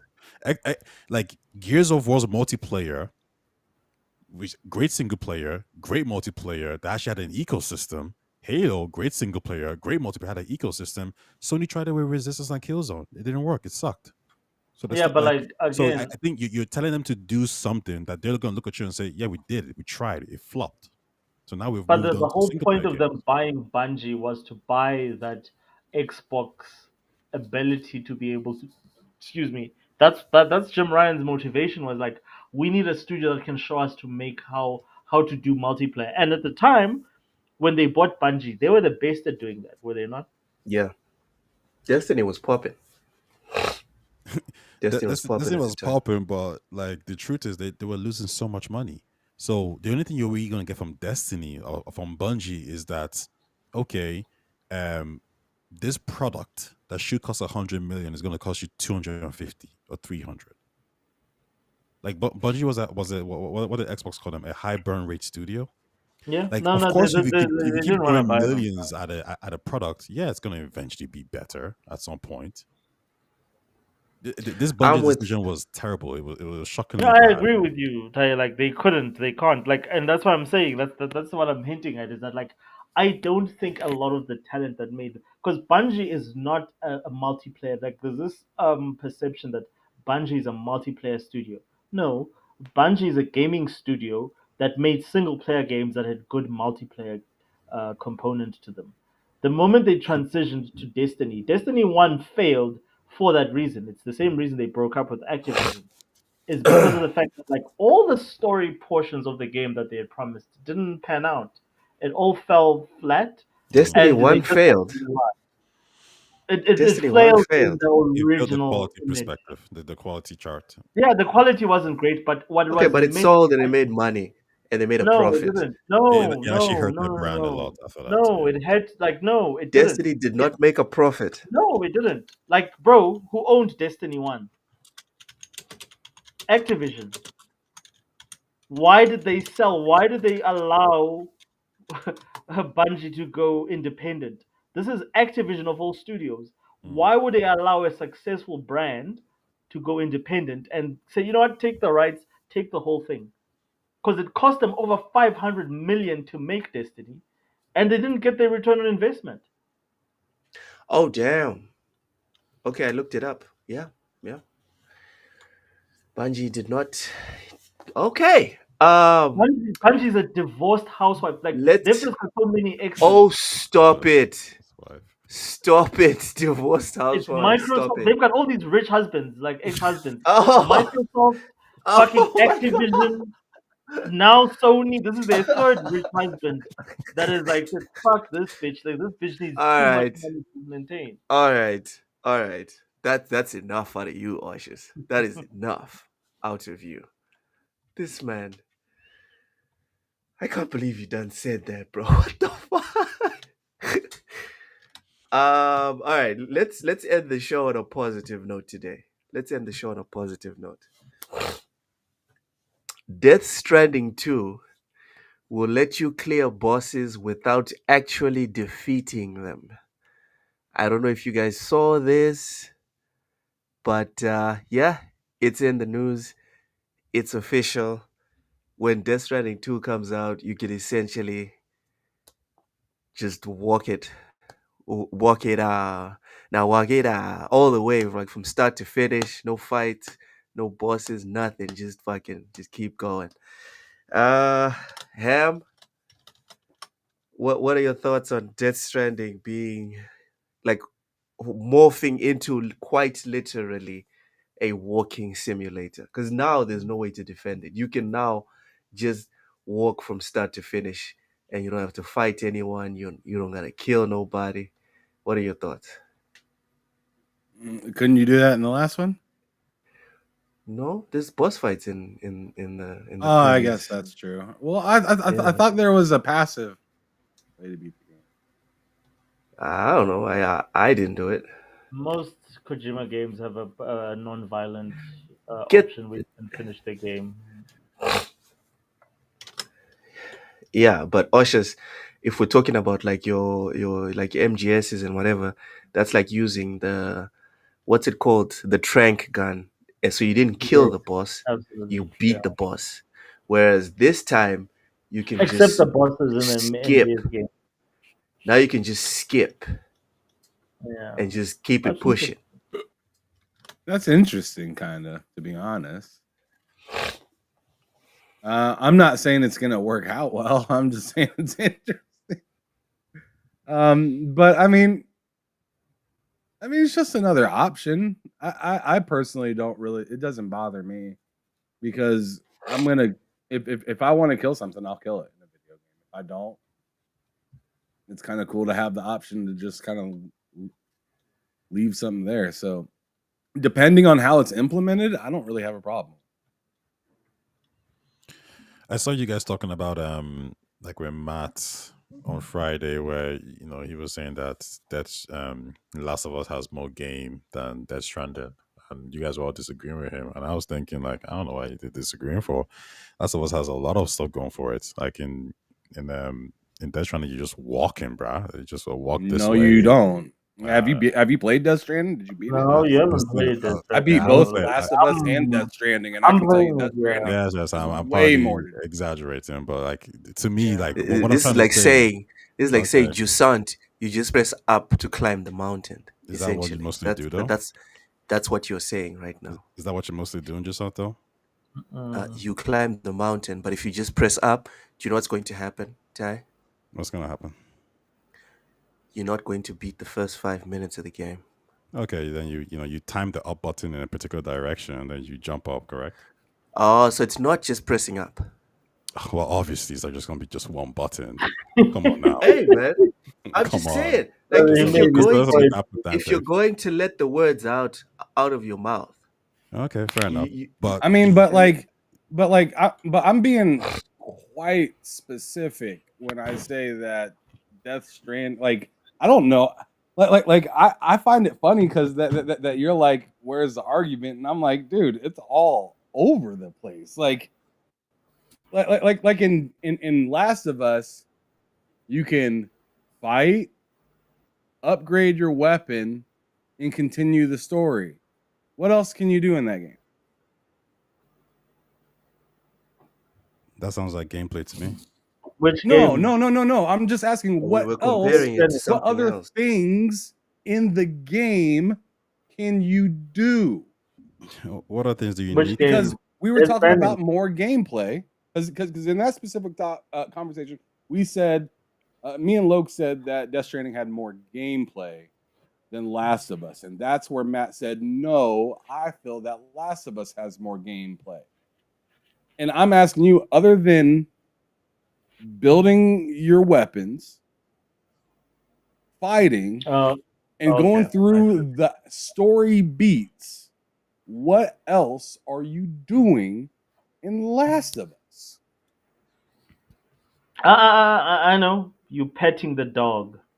Oh, for fuck's sakes! All right. So let's. All right. So now we got that situated. That's the three things that you can do in that game. In Death Stranding, you can build weapons. You can continue the story. You can fight enemies. You can build roads. You can Bridges. just travel. Bridges? I was about to say build bridges with people online. You can build bridges with random other people online. You can do deliveries. You can send deliveries. You can just go out and fuck shit up or mess up things. Like there's and there's more to that because after you beat their game, there's more missions that you can do. There's not even side missions in Last of Us. This sounds like a simulator to me. And then the worst thing about like Death Stranding, like that to me, like threw me off. It's is as much of a simulator as Grand Theft Auto is a simulator then. But like no one's calling Grand Theft Auto. I think the one thing that we're not factoring Okay, then in how is this a simulator? I need that to be disseminated. How is this a simulator, but Grand Theft Auto isn't? Because they're both in a specific world Yeah. where you do things within that world. You build, sure, in that, So- but you can build a little bit in Grand Theft Auto. You build your bunker, you get your apartment, you put stuff in it. Ty, have you played Death Stranding? No, I haven't. Like for instance, what do you call like I can't even remember what you call these shits. What do you call this fucking shit that's invisible that just appears out of nowhere if you step into the wrong what do you call them? Invisible Like walls? no no. In Death Stranding within the game, what are these things with the handprints that just fucking appear out of nowhere? The ghosts that are everywhere that you need to try and avoid. Oh, And that shit just appears out of BTs? fucking The BTs? Yeah, where the baby has to sense them. Like it's the baby that senses them. Like there's just so much depth, man, like in a Kojima game. Like Kojima's games are like that's why I always say that you can't compare a Kojima game to just a normal game that anyone makes. There's just so much depth to it that like there's shit that you don't even think about being in the game that's in the game. It's not the same thing. Like there's no one's like Kojima's games are just they can't be rated against other games. That's just my opinion. Like Last of Us reminds me of something like Alan And I didn't Wake. say anything. Like Alan Wake That- is like similar gameplay to like Last of Us in my opinion. you can say that. I agree. But like the depth in you need to play. Don't listen to the reviews about the fact that you're walking all the time, right? It's like me saying that Metal Gear Solid is a stealth. It's a stealth. It's an action stealth game. That's what they're selling you. But beyond that, there's a whole bunch of layers. Like for instance, I'll give you an example. In Metal Gear Solid 3, there's a point in time in the game where you fall asleep or your character is being tortured and they're being shocked, and then the game stops, and then the next thing you know you're playing Devil May Cry in the middle of the game, and you don't know what the fuck happened as the player. It's a completely different game within a game, and you are still recovering from the shock that your character because they were being tortured. And now you're in a different type of game, and it's a Devil May Cry type game for like a good 30 minutes, and you're like, what the fuck? What's happening? and then it turns out the guy was dreaming, and then you understand. Like, there's so many layers in a Kojima game, dude. Like, the Sorry, only way you sorry. can, No, yeah. no, sorry. I said it like earlier. I'm partly trolling, to be honest. Ah, this was a troll. Okay. I said it earlier So on. that was a I half just hour kept going. wasted. But okay, Ah, but my listen. goodness. Actually, Then don't look, We're ask trying to me for engage in look, opinion. look, we're look. trying to I don't know if engage you in know, but good you're faith, offline. Ty. Look, I think you're offline. What? It No, he's says you're fine. Ah, offline. damn it. Now I don't know if the people in the chat can I hear can you hear because it low. says you're offline. No, I can still Oh, hear him. hold on. No, Okay. his thing is offline, but he's Oh, not. okay. The point I was actually trying to make, I was okay. It's a troll, but goddamn. Okay, the point I was actually trying to make was this, right? The fact that he's taking out the fact that you can actually fight boss. Sorry, not fight bosses. Yeah, He's yeah, not taking fight out. bosses. He's putting in an option where you Yeah, it's don't giving you have an to if you option. want. I think Yeah. there's a part of me that I like that because from an accessibility point of view, it allows people to to enjoy it or whatever it is. But 100%. it does make me feel like at what point are we losing out on the game part of it? Like Ah, yeah. he's making like a cinematic movie now at this point because the bosses they fill you with adrenaline. Like when you beat a boss, you feel good. Same thing with Elden Ring, even with Mario when you beat a stage. But the fact that I've come up to this point and there's this guy who I need to overcome to proceed, and you're telling me like I could just like skip it. That's a I'm bit- assuming you get like a shittier ending if you do that. I don't think so because when I read it, it was just saying straight up like, oh Well, no, we will tell you how you do it.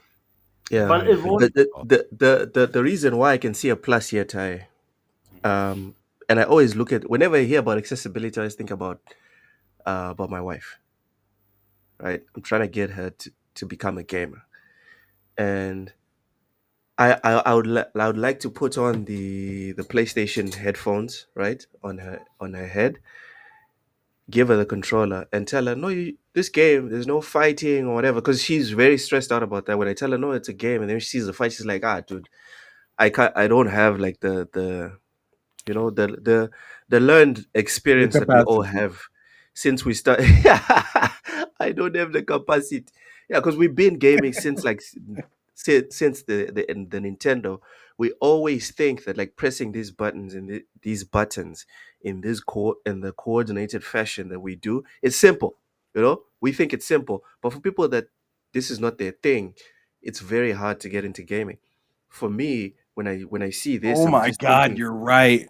I'm sorry to interrupt you, but just quick little like 10-second story. I brought my PS5 over to my mom and her boyfriend, which praises hard, really good Mhm. guy. I really like this dude, but I handed him my PS5 controller and I wanted to fucking murder him Why?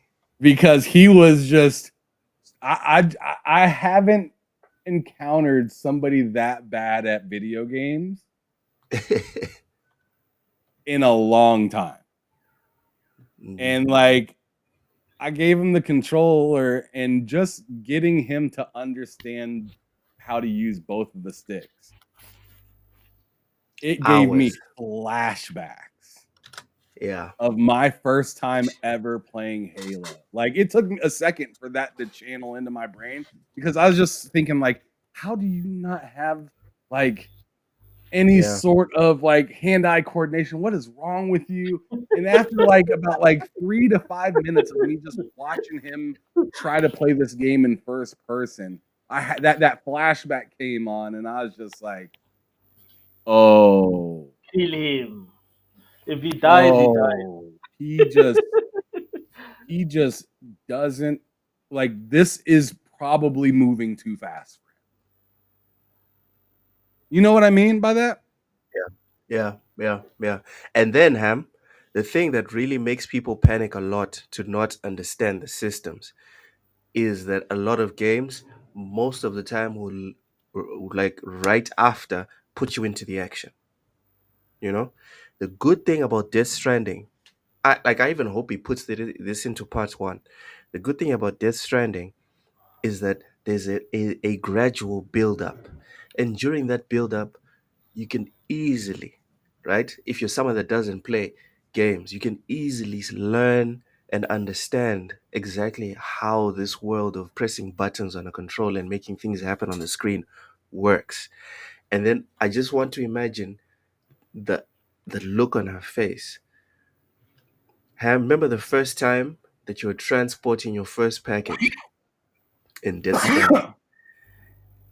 It was raining, and then the music, like it was silent, right, for like 5 minutes, and then the music slowly starts creeping in as you're just trudging along to your Fucking low destination. roar.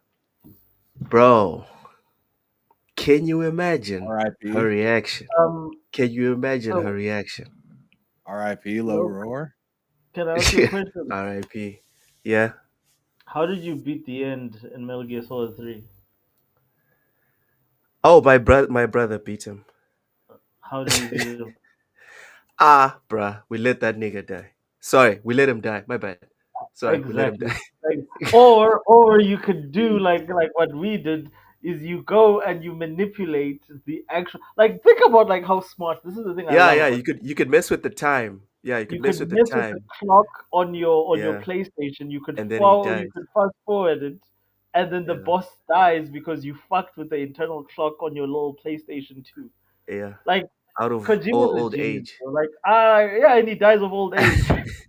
Without you having to fight him. So to me, if Kojima is building in a mechanic like this, it's going to be He's rewarding. gonna make it good. He's gonna Yeah, make he's it gonna something make it good. worth your while as the player. You're gonna get an Yeah. experience out of it. He's just not gonna do it like a Ubisoft time saver. He's gonna do it in a way where it Oh is. shit! Shots fired. Shots I had fired. I God had damn. to The I had secret to ending is in Malaysian time. yeah, like he's gonna do something like that there that is clever. Like, that's the thing with Kojima. He always thinks things. This is why I will always respect him as a game maker, because he's not just trying to emulate film. He's using the gaming medium to create experiences that have never been created before. Yeah. Yeah, I mean, he's essentially the Vince McMahon of gaming. Essentially. I would go as far as He- saying he's like Quentin Tarantino and Martin Scorsese of gaming, particularly. Whoa! And then they say I glaze Kojima. I'm just saying. I can agree with that.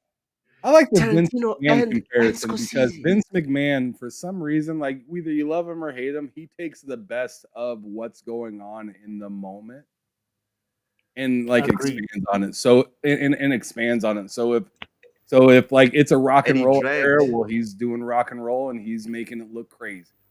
And he dragged Agreed. he dragged his industry kicking and screaming into the next horizon. Vince Agreed. definitely did that. He was a prick. He was all these other things, but he also did that for wrestling. Mm. Oh my God! Fuzzy says, if anything, Vince is the Ubisoft of wrestling. Fuzzy, Ubisoft, like Ubisoft was the best, right? Like Vince has been the best for years, decades even. Ubisoft was the best, at least in my opinion, for like a 4-year period. Agreed. When Like, Assassin's Creed Ubisoft was 1 never and 2 came out, you couldn't touch them. You couldn't touch them. You had people queuing. I still remember in South Africa, you had people queuing because Assassin's Creed. I'm is sorry, Fuzzy, but I disagree. If Ubisoft is anybody, it's Eric Bischoff. God, This guy. losers. All right. I all loved right. Eric Bischoff, but goddamn, man, he could never figure out how to redirect.